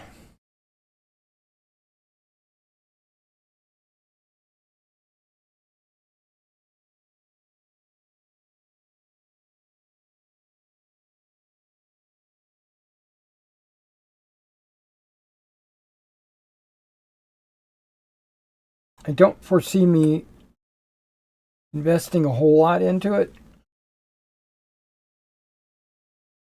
But if they've got some pretty cool models like the elephants or the cavalry,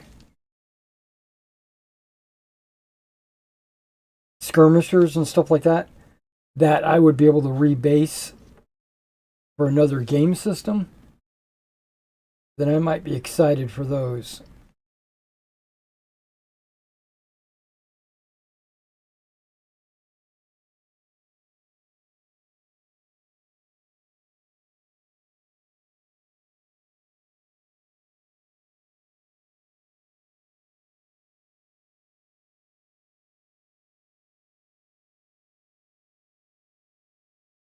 I saw they had a catapult displayed on their computer.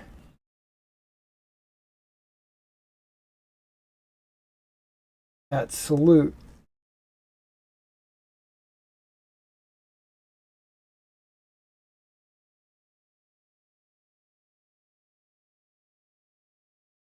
That might be a model I could get behind.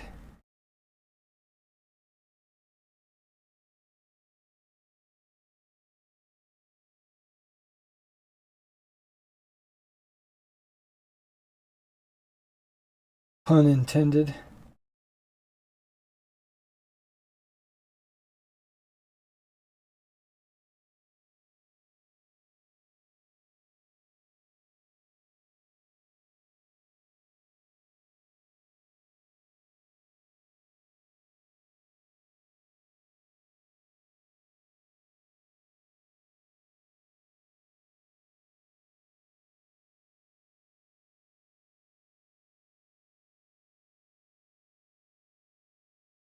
This officer found a German helmet, so I had to make sure I painted it.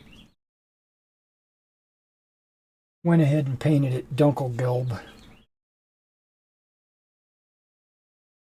Oh, this guy doesn't have a rifle.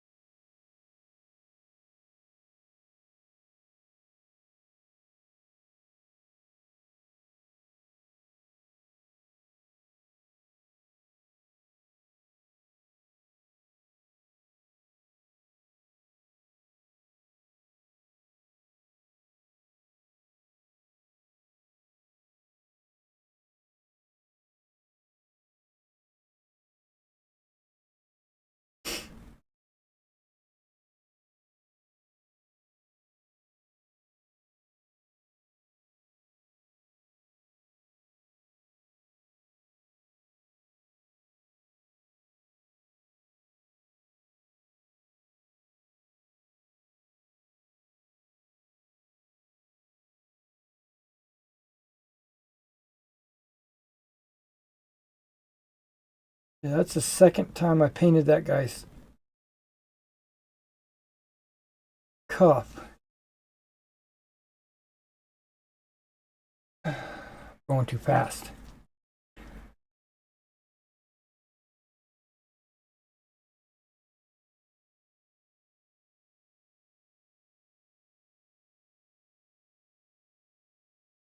Okay, so now see this guy's standing and he has the machine gun in his hand, but it's obviously the machine gun that's supposed to be on a tripod, because it's got a tripod mount attached. And then there's another figure carrying a tripod.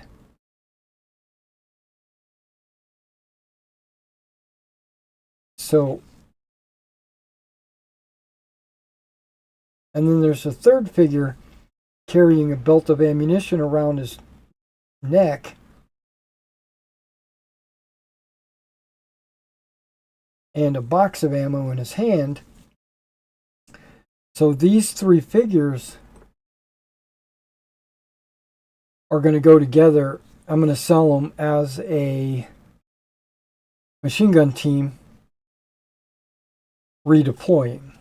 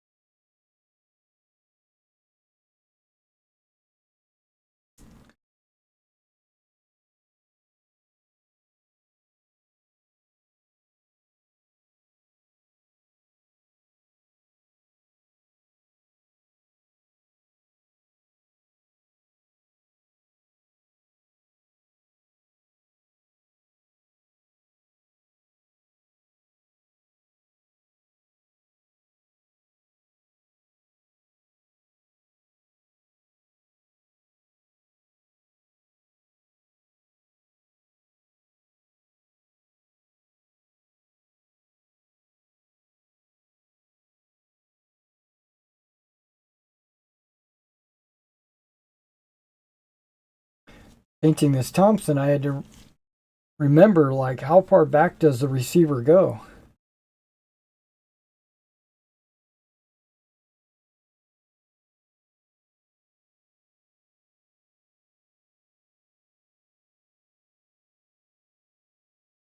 Goes back pretty far.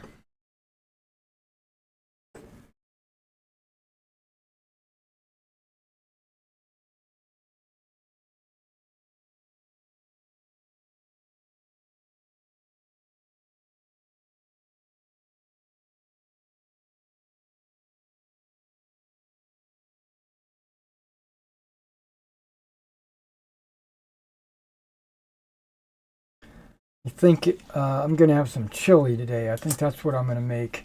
I've got some canned chili, for lunch. It's just, yeah,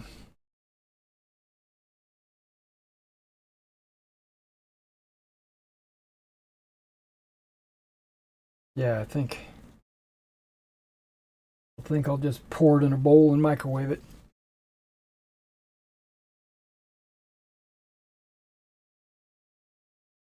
Normally I'll use like crackers and cheese. Maybe I'll throw a few jalapenos in there.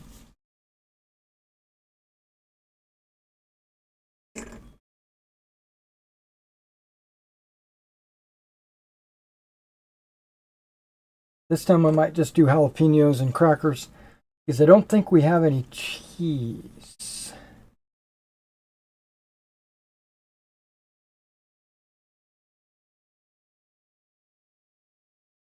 Well, that's not true. I know we have cheese, but it's not like shredded or anything.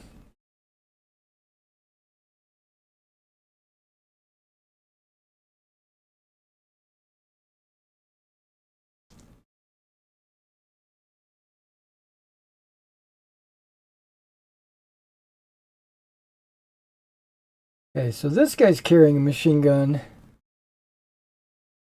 as well. There's no bipod attached to it.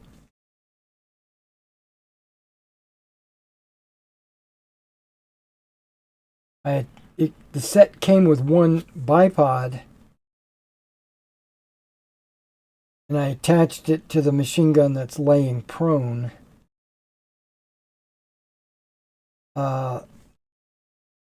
In hindsight, I probably should have just let that guy sit on the ground with no bipod and then maybe find a rock or something to slide under it and then attach the bipod to that guy.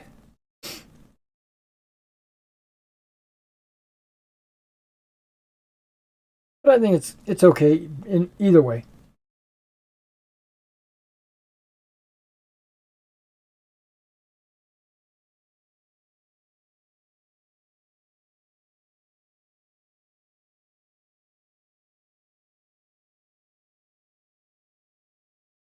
Okay, I'm scraping the bottom of the barrel here with my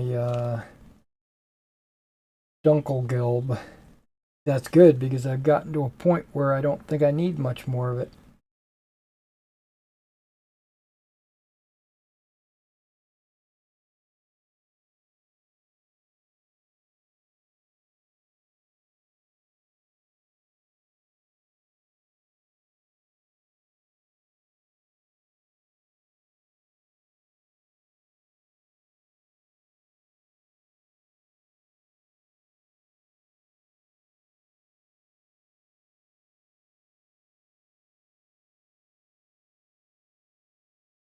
All right, so now,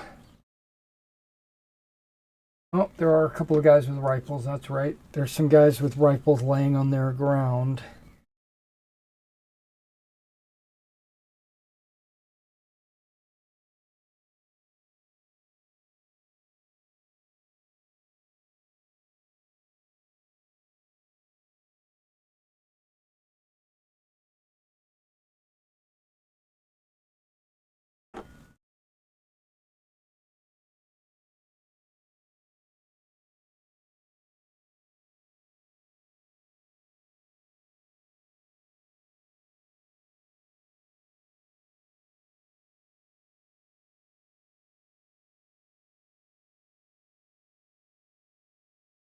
I think most of that is going to be covered by like texture paste.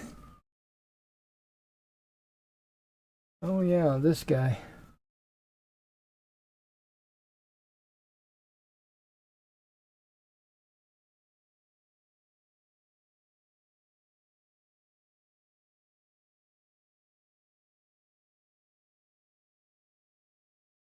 This is a machine gun on a tripod.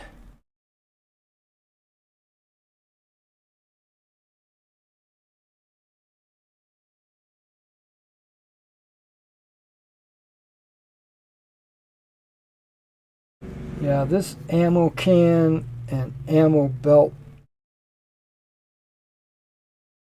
is way too large compared to the size of the machine gun itself.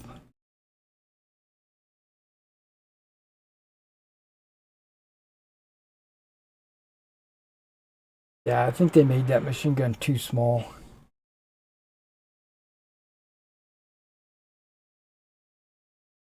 I mean, even for realistic scale, I think it's even too small for that.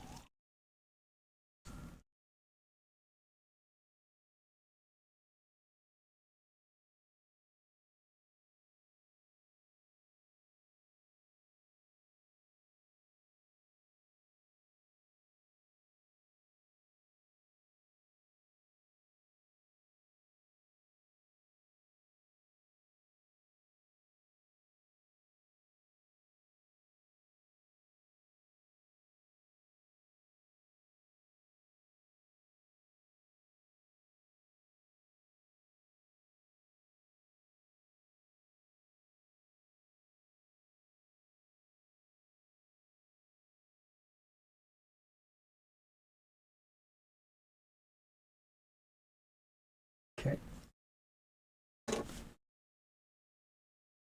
Yeah, I'm not sure if anybody else has any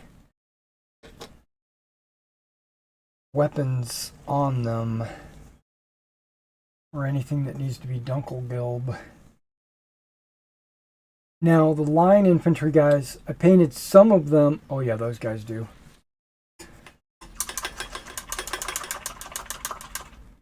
I painted some of them with the field gray pants, and then some of them with the HBTs.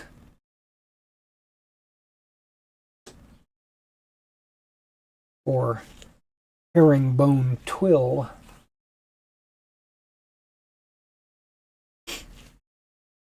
So they're about 50-50 approximately. I thought, I thought everybody had field gray or field drab, but apparently there was 1 or 2 divisions that used the herringbone. I thought that was a later,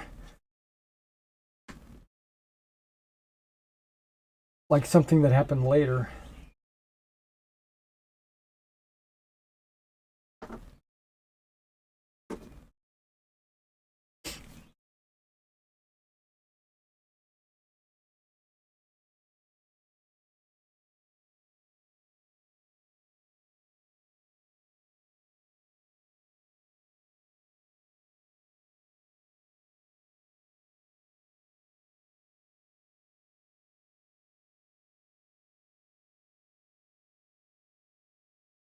But I guess it was just starting to get rolled out on D-Day, so some units had it, some units didn't.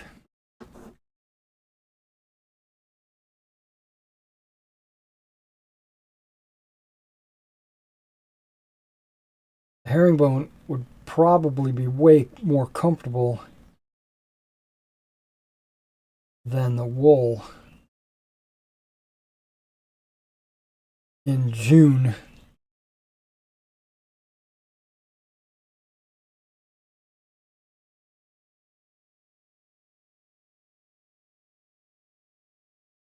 But when it started to get colder, I bet you that wool would have been a prized set of drawers.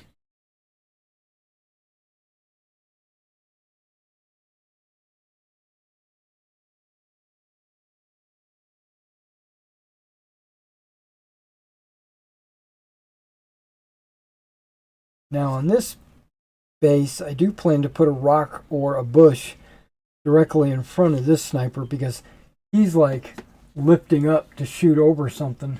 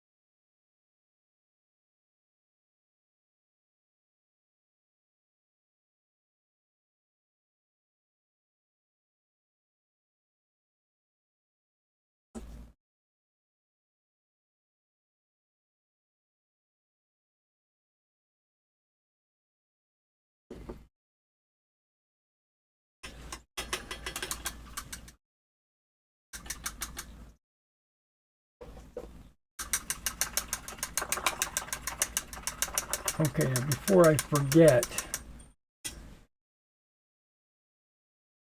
I need to pull out some rubber.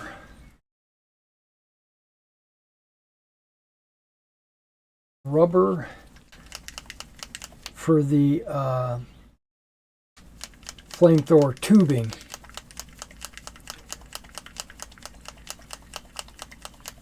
It's not a lot of it. there's 1, 2, 3 flamethrowers.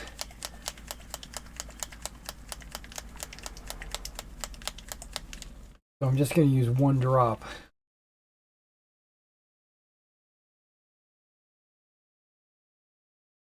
Just like that.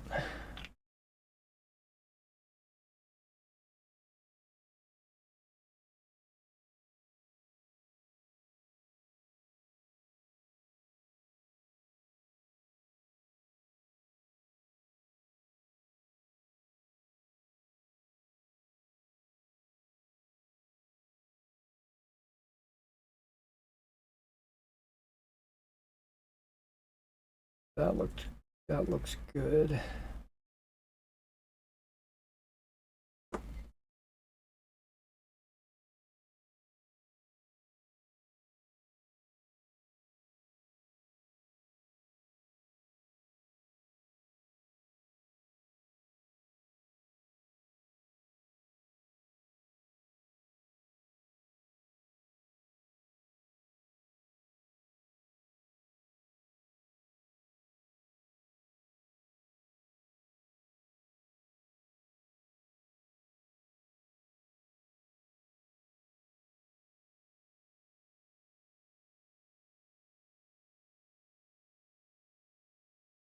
Now, the snipers and flamethrowers are not offensive integers.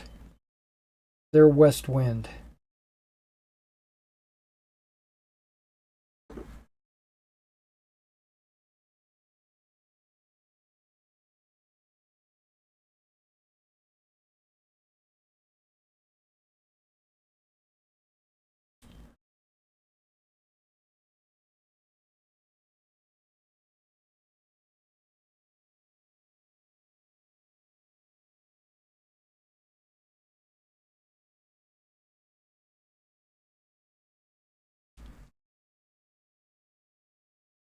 Okay.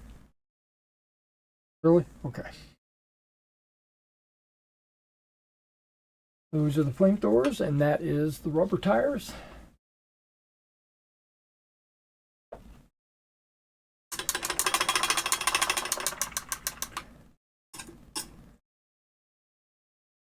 Only 3 models are going to have brass, so I'm just going to go ahead and do it.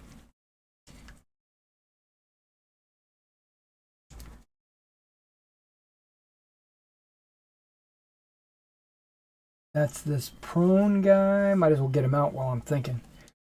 Prone.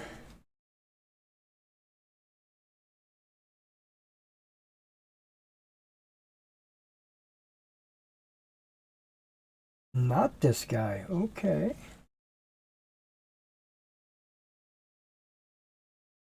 Where is that ammo bearer for the machine gunner?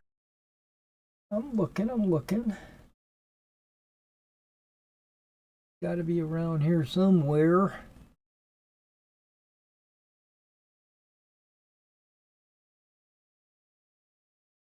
Okay, let me do this.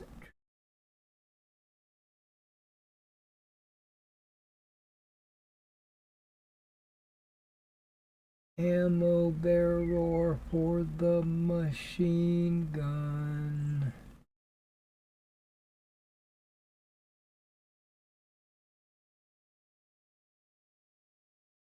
Right here.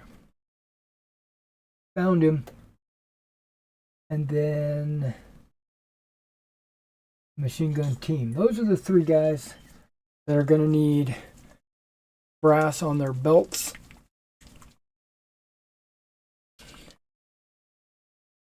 And again, I probably only need 1 drop.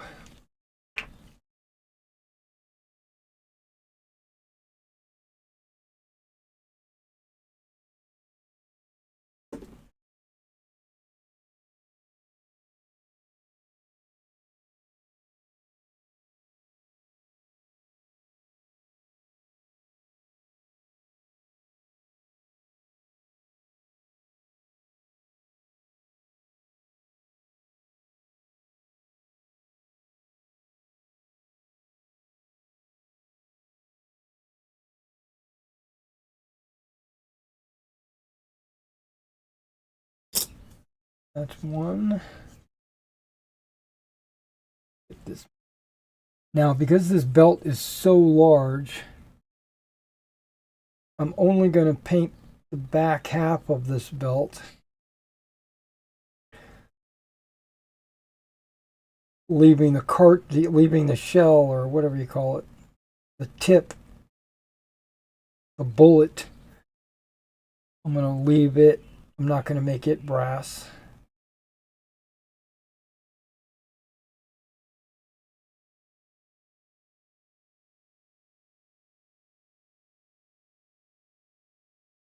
But then again, let me think about this.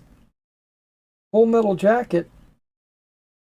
I think those are copper slash brass, right?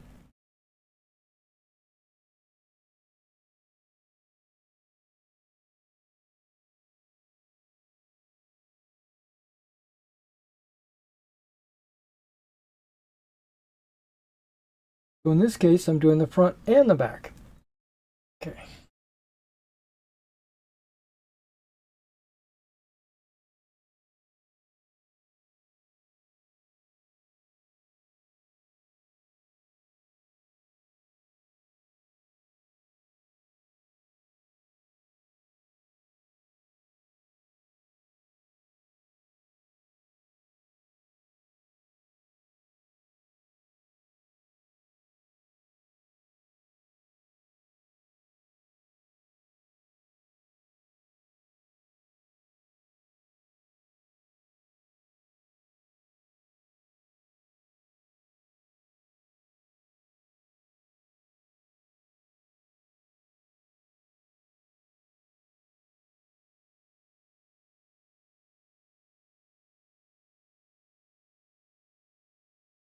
Yeah, perfect. And then this last guy, I didn't think to paint the belt Dunkelgelb.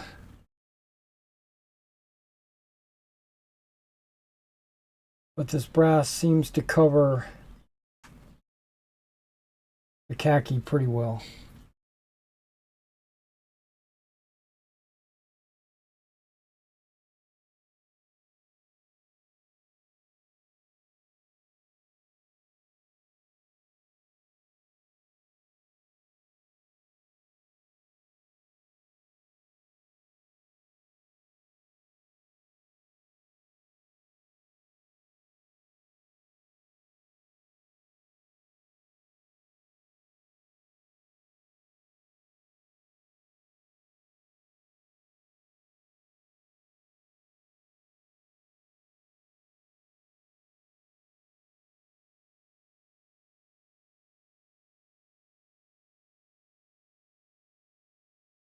Okay, that looks good.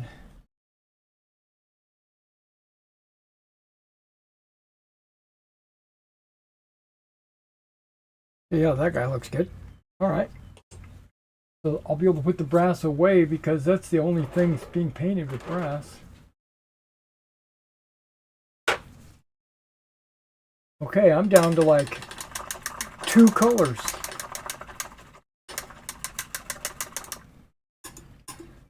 Wow. Excited.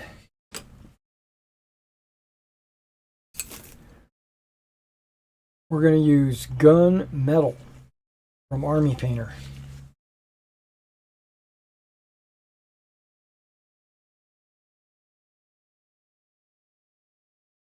And I'm only highlighting the metal. I'm not actually painting it. I'm just putting it on the edges, the tips. You know, just the tip. Basically giving... I'm going to actually put it in the same pot. Giving all the gunmetal parts just an illusion that there is I'm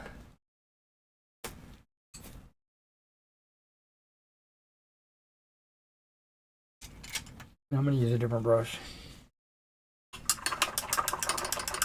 that it's metallic. But the majority of it is still going to be that blacker color.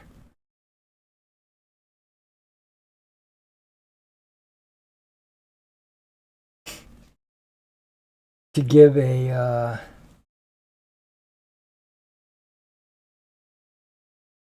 blued effect.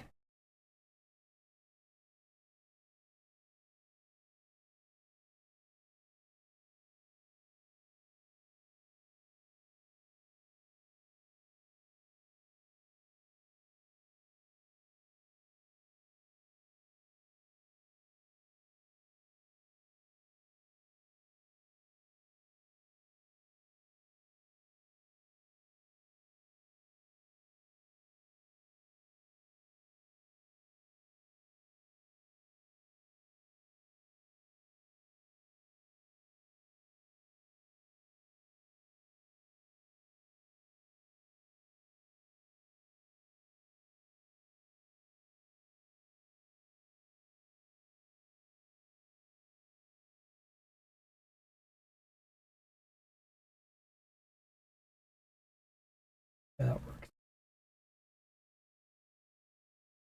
He's in the wrong place, but that's okay.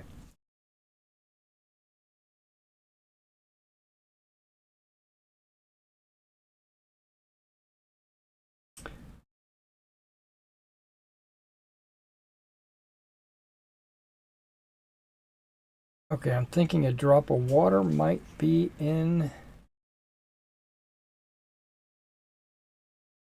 store for these guys. Just one drop. Don't want it to be runny.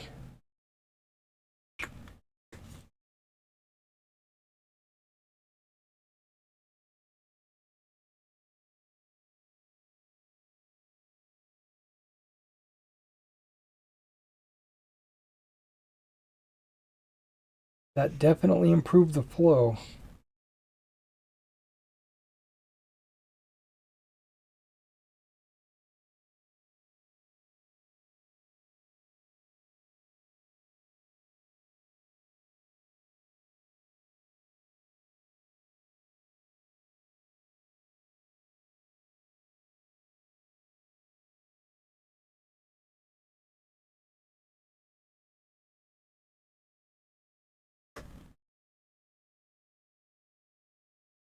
Any metal on these guys?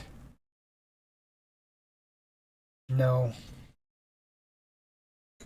Oh, dang. Those guys, I still need to do their gaiters, I was just noticing.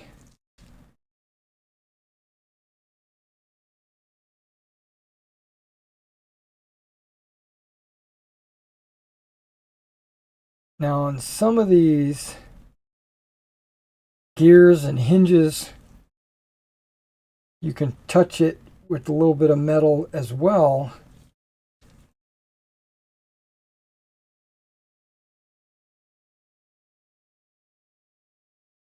Because the paint would have rubbed off.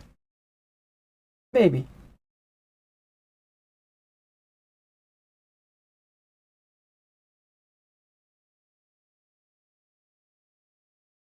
Really? Okay.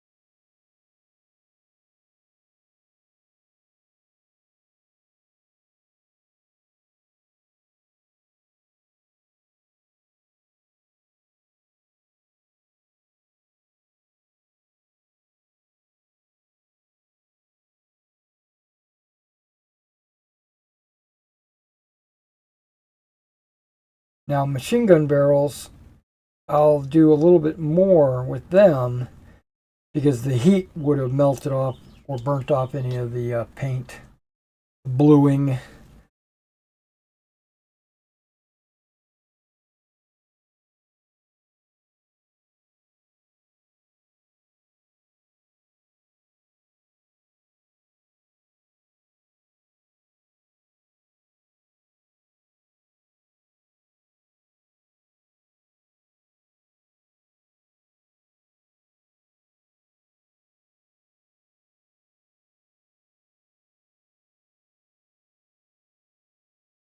Okay.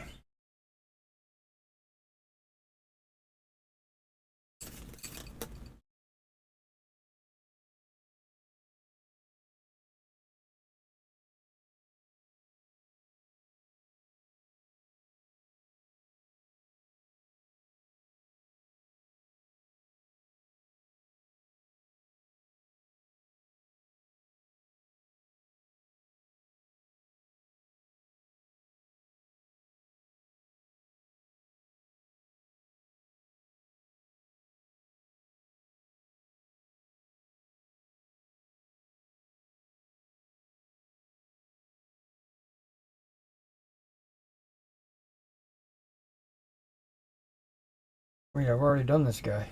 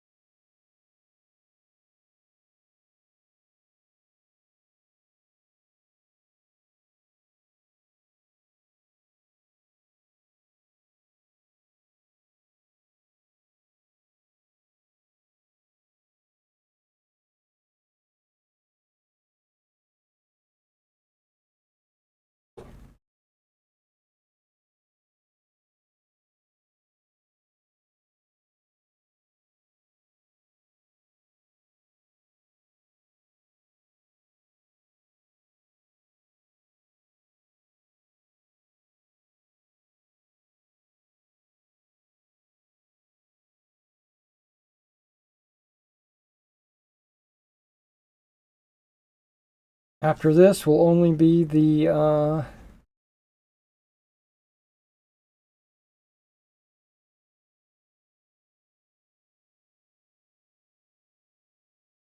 khaki webbing.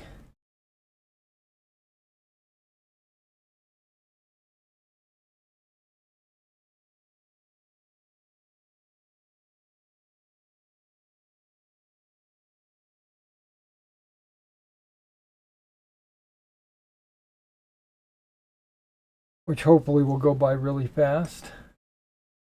It won't. I'm dreading doing it.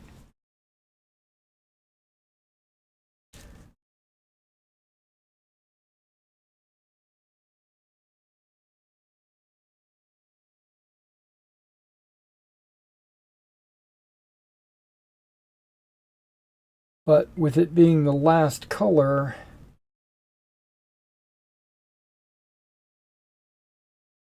before the wash, that'll motivate me.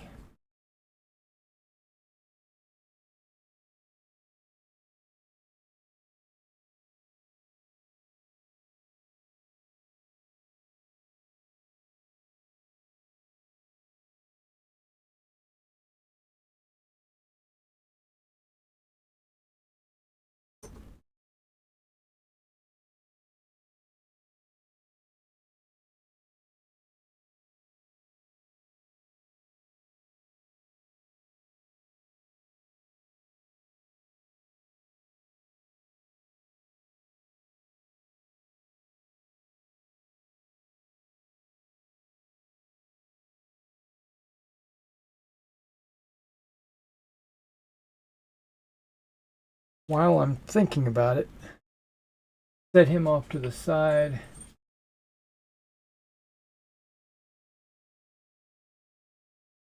With a hair color. Because he definitely has to have his hair done.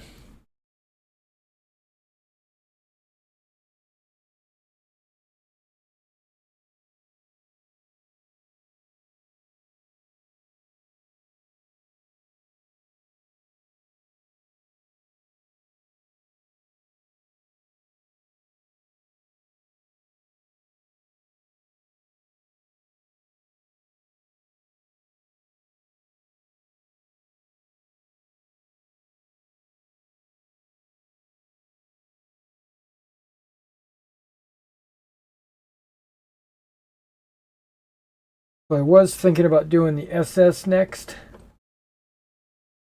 but I actually might jump genres.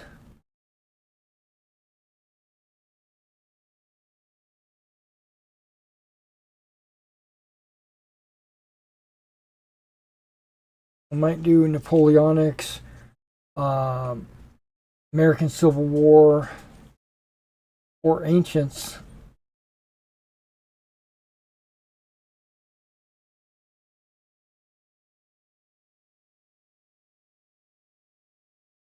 Nah, I'll probably stick with World War II.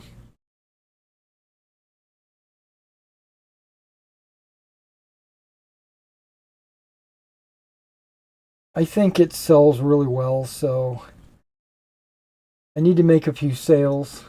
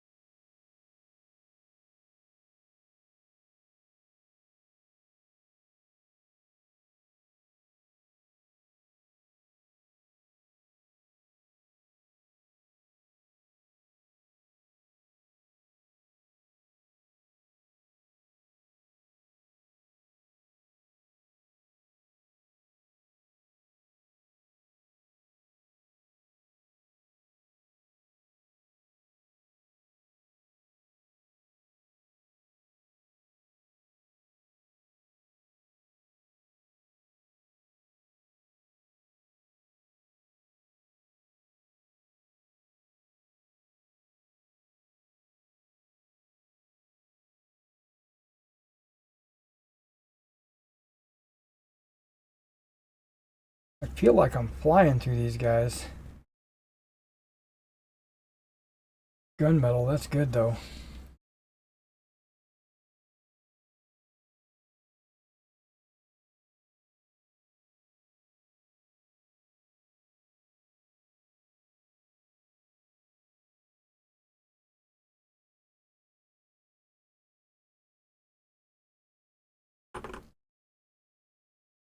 Oh yeah.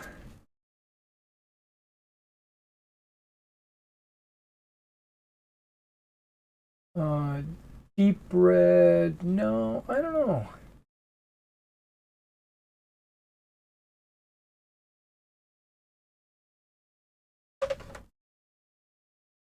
Scarlet blood. I'm gonna need that on this medic because the guy he's carrying,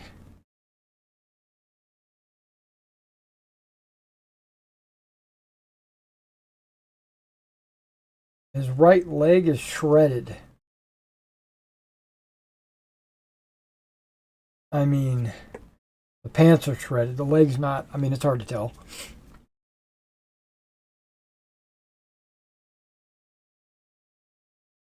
But I'm guessing that's where the wound is, and that's why he's having to be carried.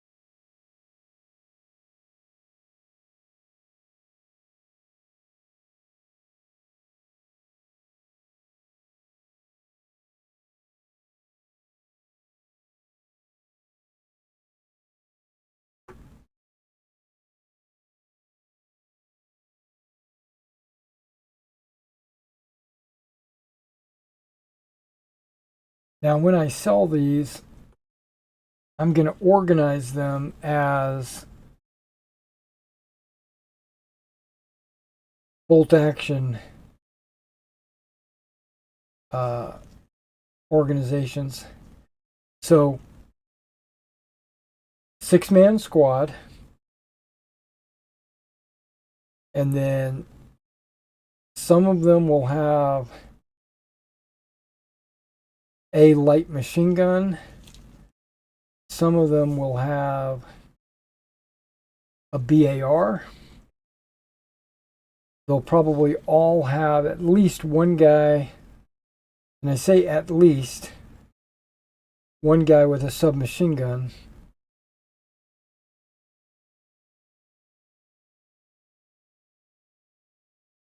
Because the rules say the NCO can swap his rifle for a machine gun, submachine gun. And then another line says up to, well, 2 to 3. I think that's what it says. So you can't do just one. But 2 to 3 can swap out their rifles for submachine guns as well.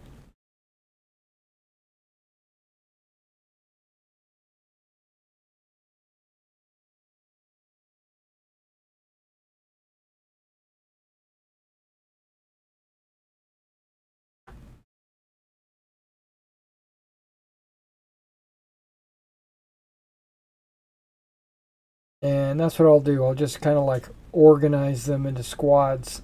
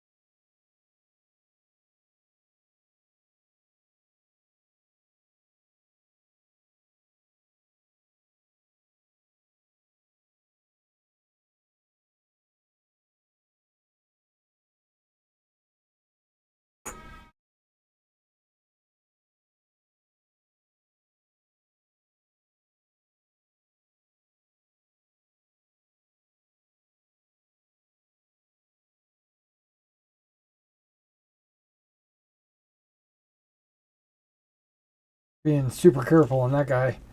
Basically painted his folding stock.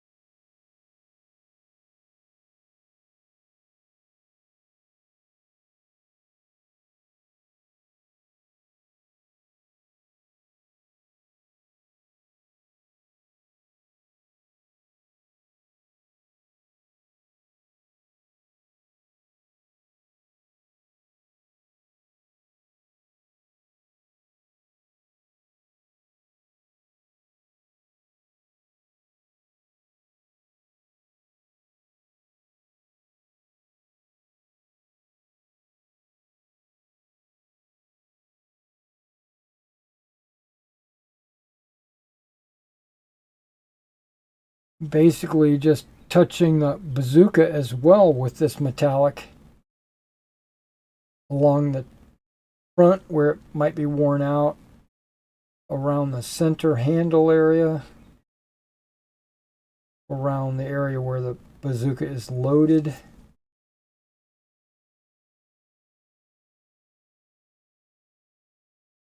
The sight. There we go. Just giving it a little very light highlights.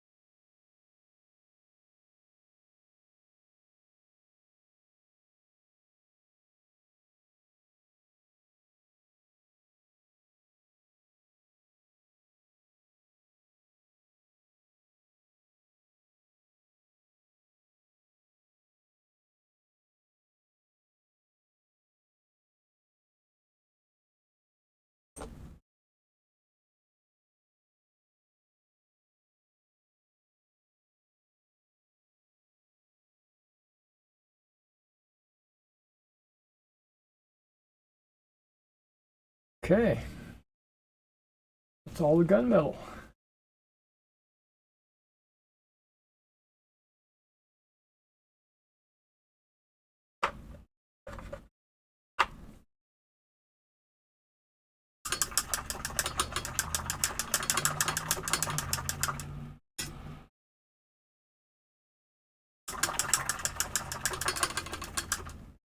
Now, before we go on to the khaki highlights,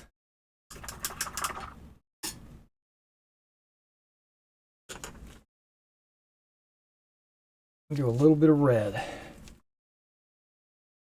I'm choosing Scarlet Blood, even though if it was dried, it would be darker, right? But I'm okay with that because, again, I'm going to be applying a wash, a fairly strong wash.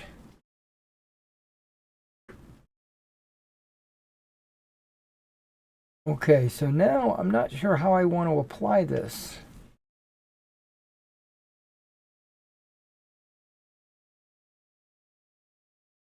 I don't think I want it to be too excessive.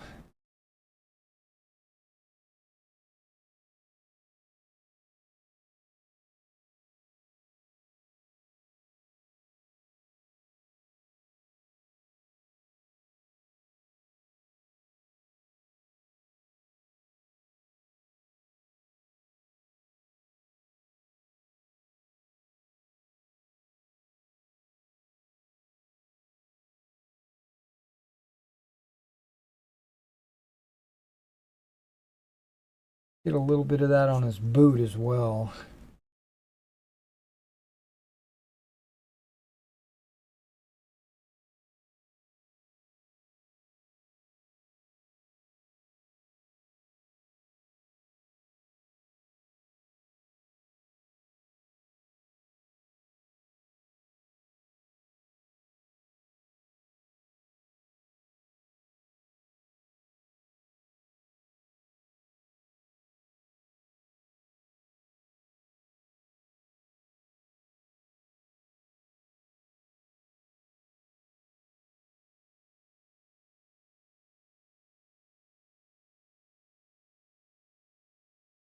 Yeah, that's gory enough.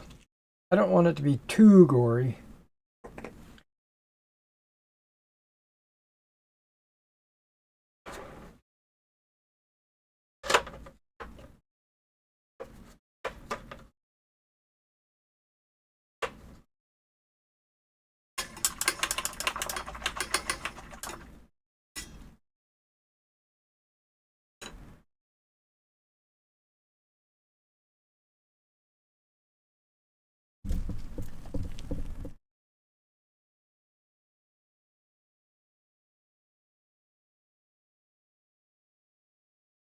I don't see the focus kicking in. Did I turn it off? I don't know. My autofocus, I mess with it all the time. I don't even know what I'm doing.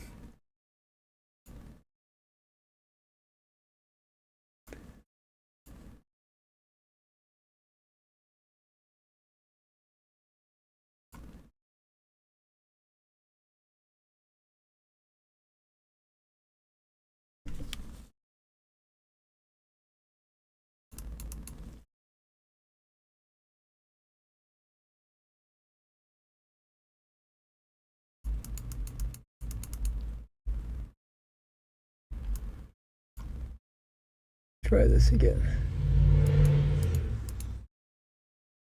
Close enough.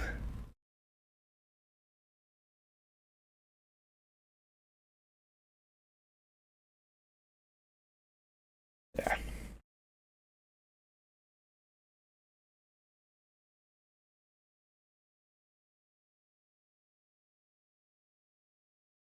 Now, this medic, I think, has a white armband.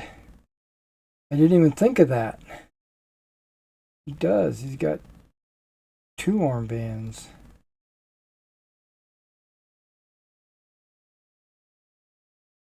Yep, I didn't think of that until just now.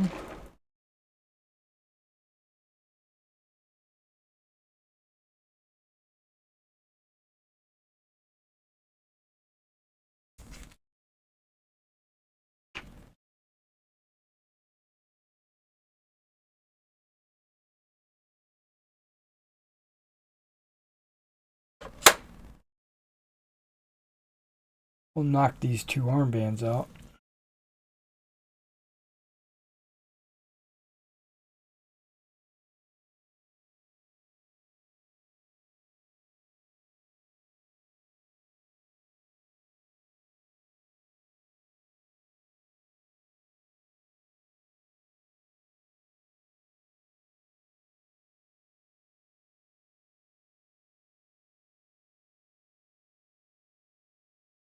If I'm feeling really spunky, I could paint a red cross.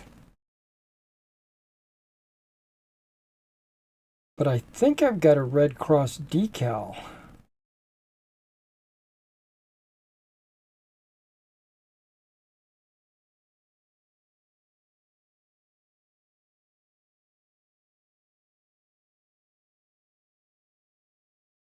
I'll have to see if I can dig that up.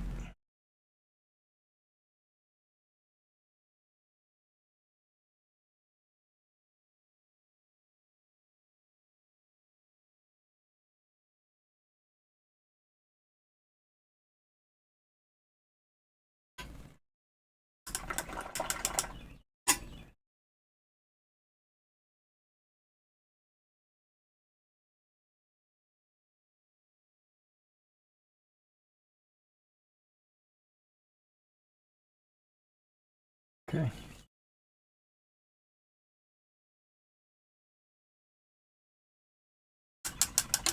If nothing else, I could just take some red paint and go and then make my crosses. Which I think is what I'm going to do. Okay, so hair. Okay.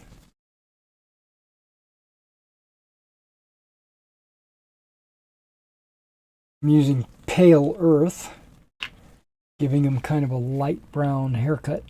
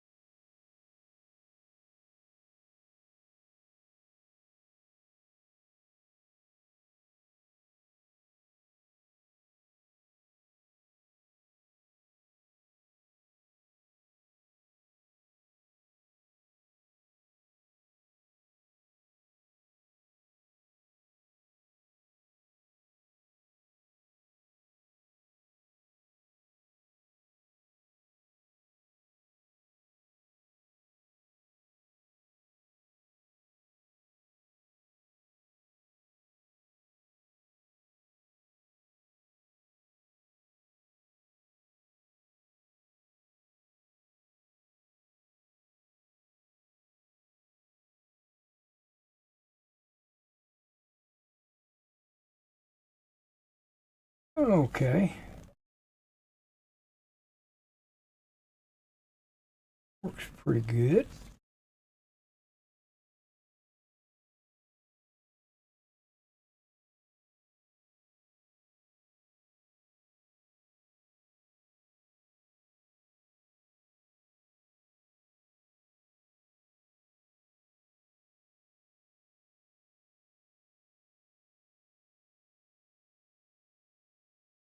Painting the inside of the German helmet as well. You can barely see, but I'm going to touch it in the areas that you can see.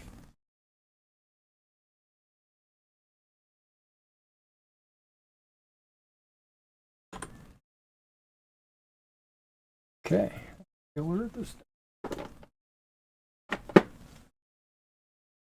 Last but not least,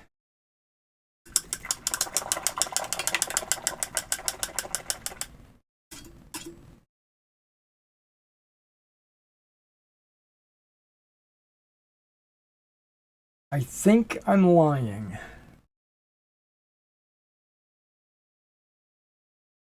think I want to do a khaki. This says khaki webbing, but it's really light. And I'm going to use it on a couple of different specific things. But I want to dry brush their helmet. And I'm thinking khaki.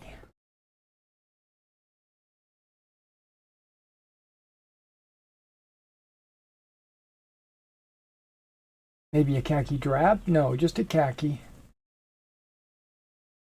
Maybe a... We got model color, we got game color. Game color khaki is kind of brown.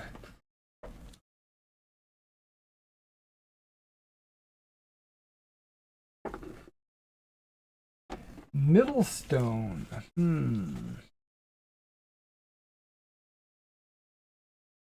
Nah, we'll just go with straight khaki. See, I want it to be contrasting. Okay, what happened to my paper towel? Oh, it's right there.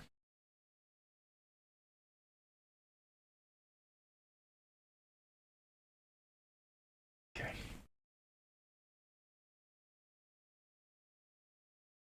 I've even thought about Dunkelgelb.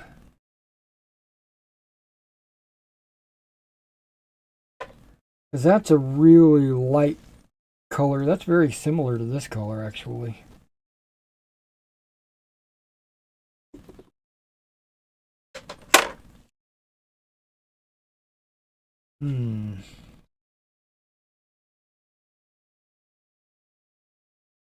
I hope the khaki is going to be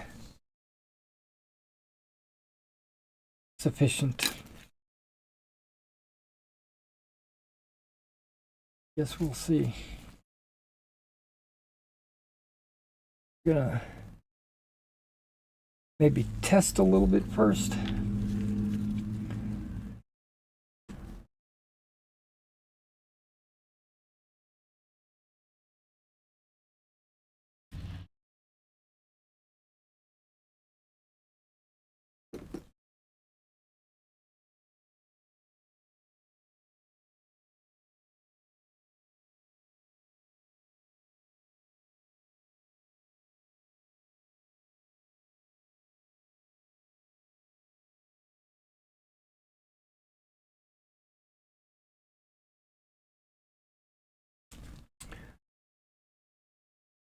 Test on this guy.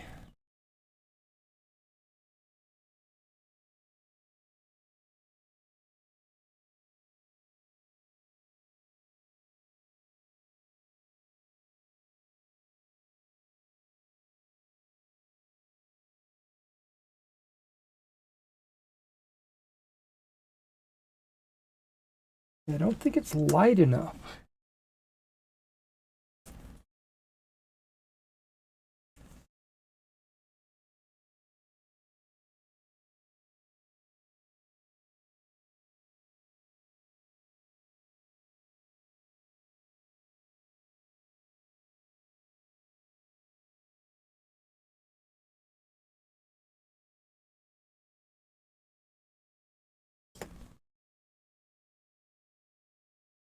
Yeah, I want it to be a little whiter.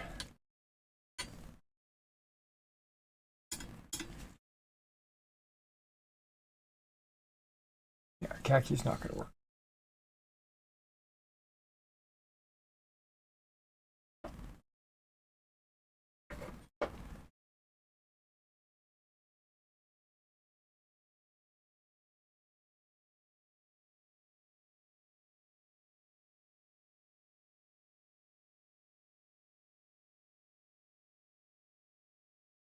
Africa Core Highlight, huh?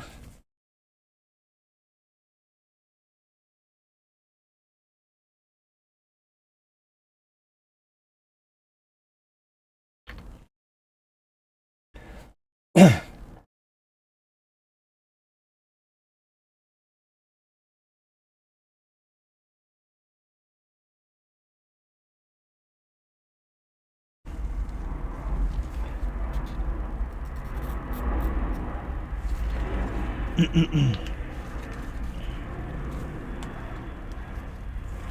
got a lot of planes and helicopters coming in today. Wonder what's going on.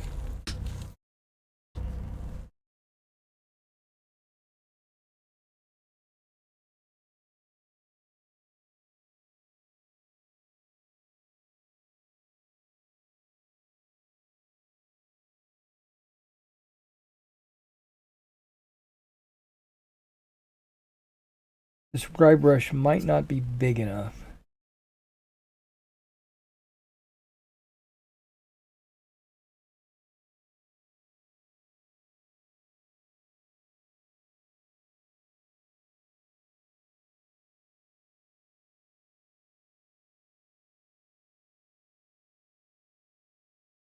Okay, now it's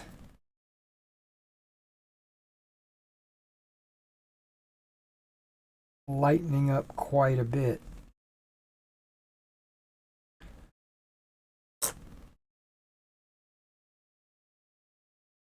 Yeah, I don't think this dry brush is big enough.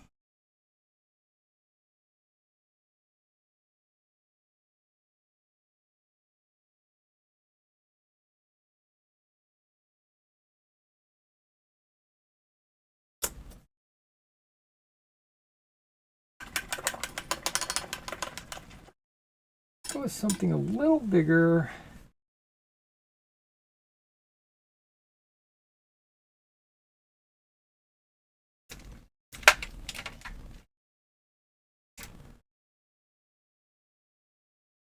Yeah, this will probably work.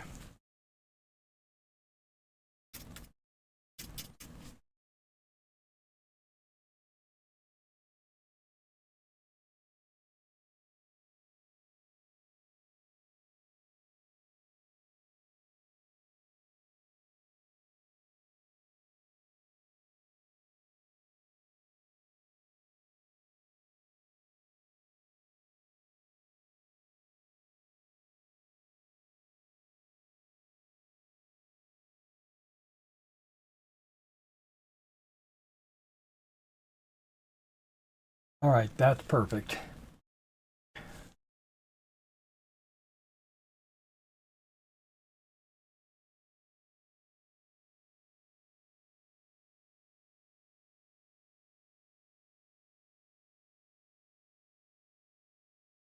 Still going to use this on the med pouches, I think.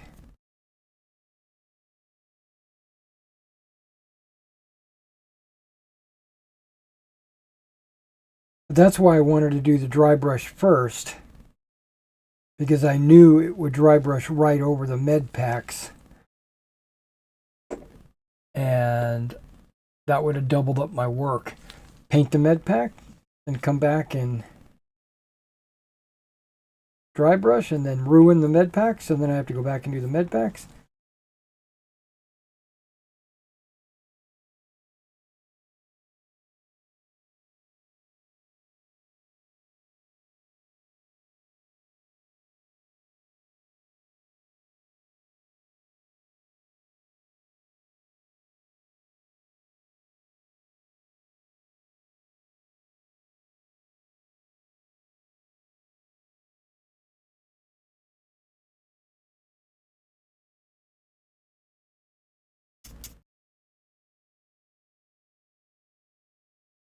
I'm hearing the post go.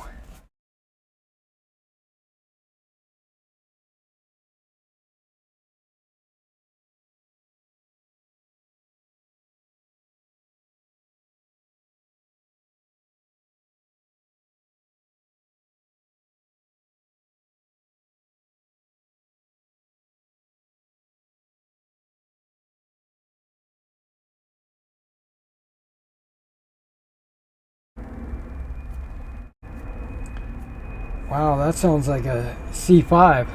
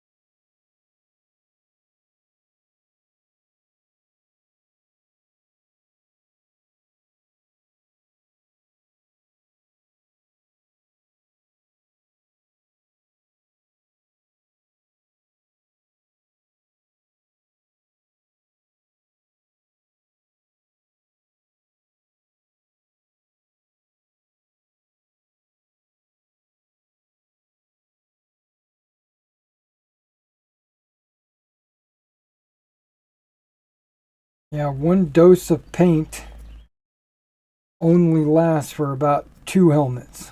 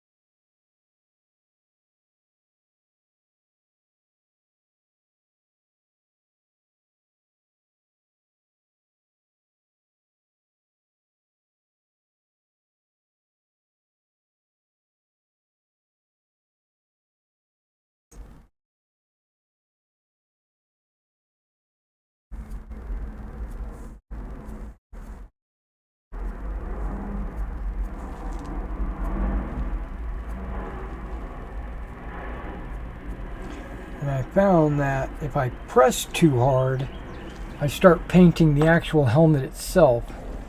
And I'm trying to only paint the scrim.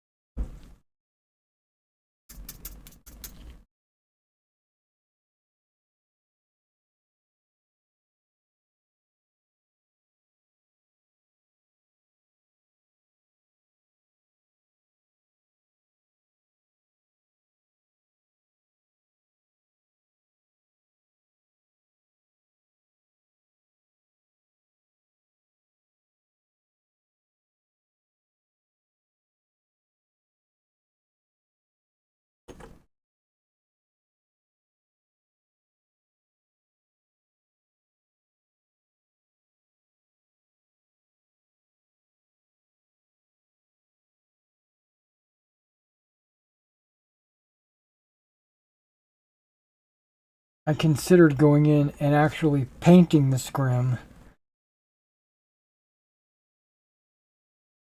which I might do after I after I wash it.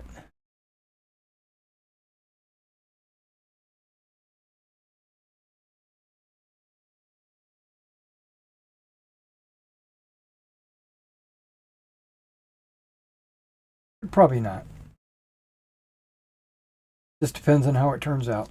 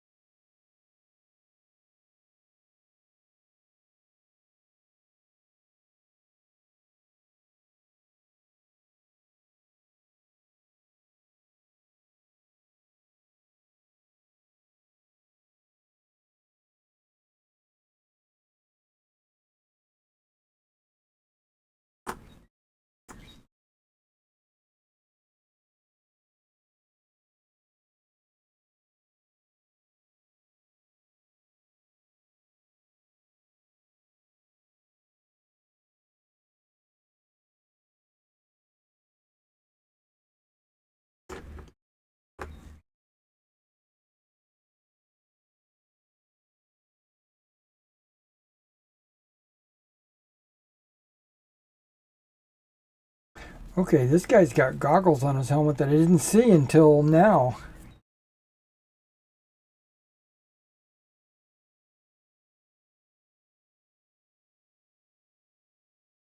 That's alright. I'll have to go in and paint them. I'm going to put them right up there. Paint those goggle covers with like some leather.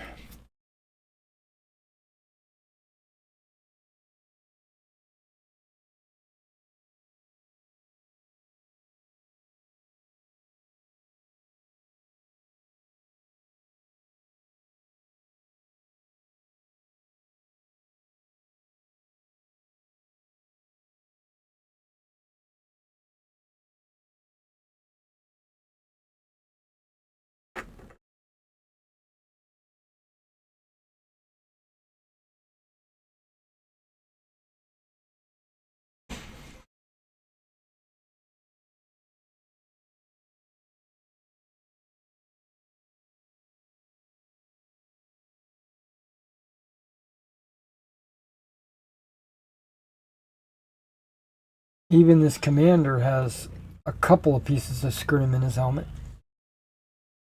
Not many, though.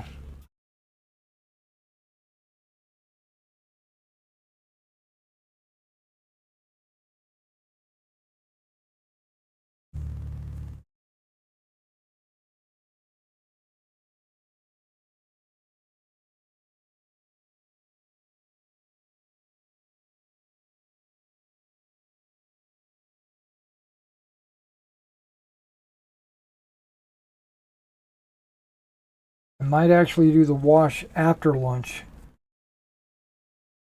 Does this guy have goggles too? He does. I'm going to put him up there with him.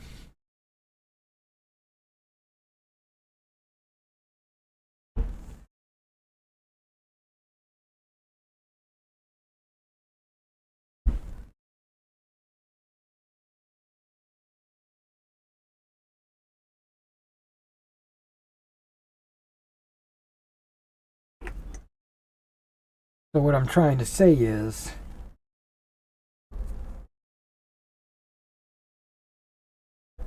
when I get ready to do the wash, I think I'm going to take a break. Get some lunch.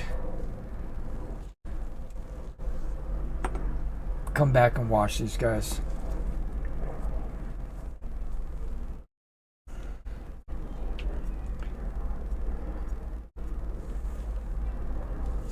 But that means we're going to stop the video.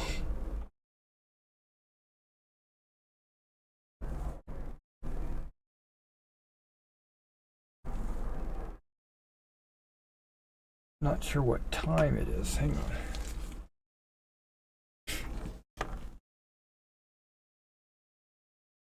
Oh yeah, we need to stop so I can get my lunch in. It's almost 2 o'clock.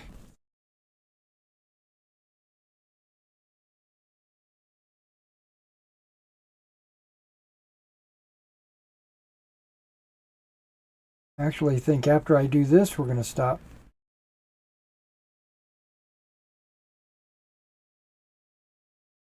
I'm getting hungry, by the way.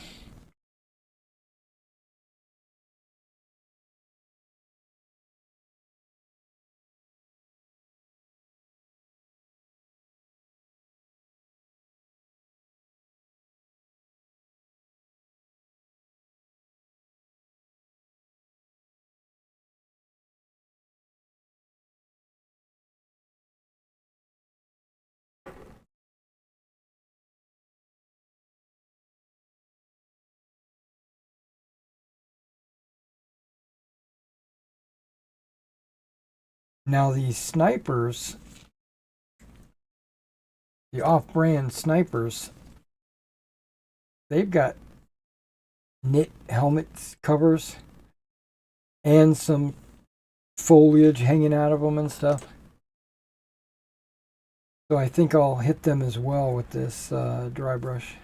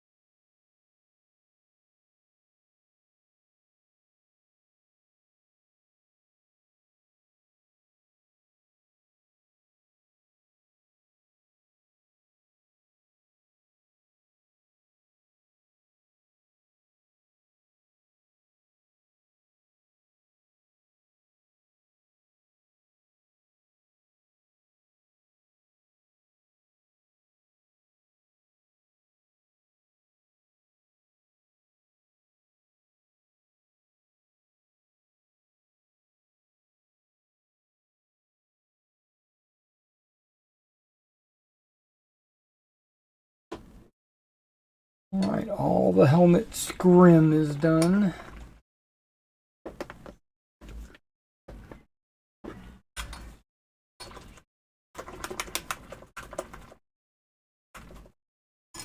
And that's what we're going to call it.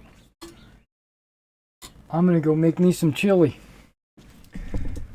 You guys have a great rest of your day. Thank you for hanging out with me while I painted these guys. When I'm done with the chili, I do plan to do these two guys as goggle covers. And then I plan to take this khaki webbing and go in and specifically hit the... I might even go with something different. I might even go with something even lighter. But either way, I'm going to go in and I'm going to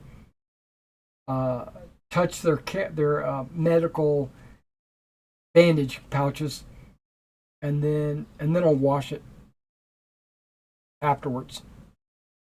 So, but all that'll be after I eat, before my Traveler game tonight, and then after the Traveler game, I'll see if I can't finish these.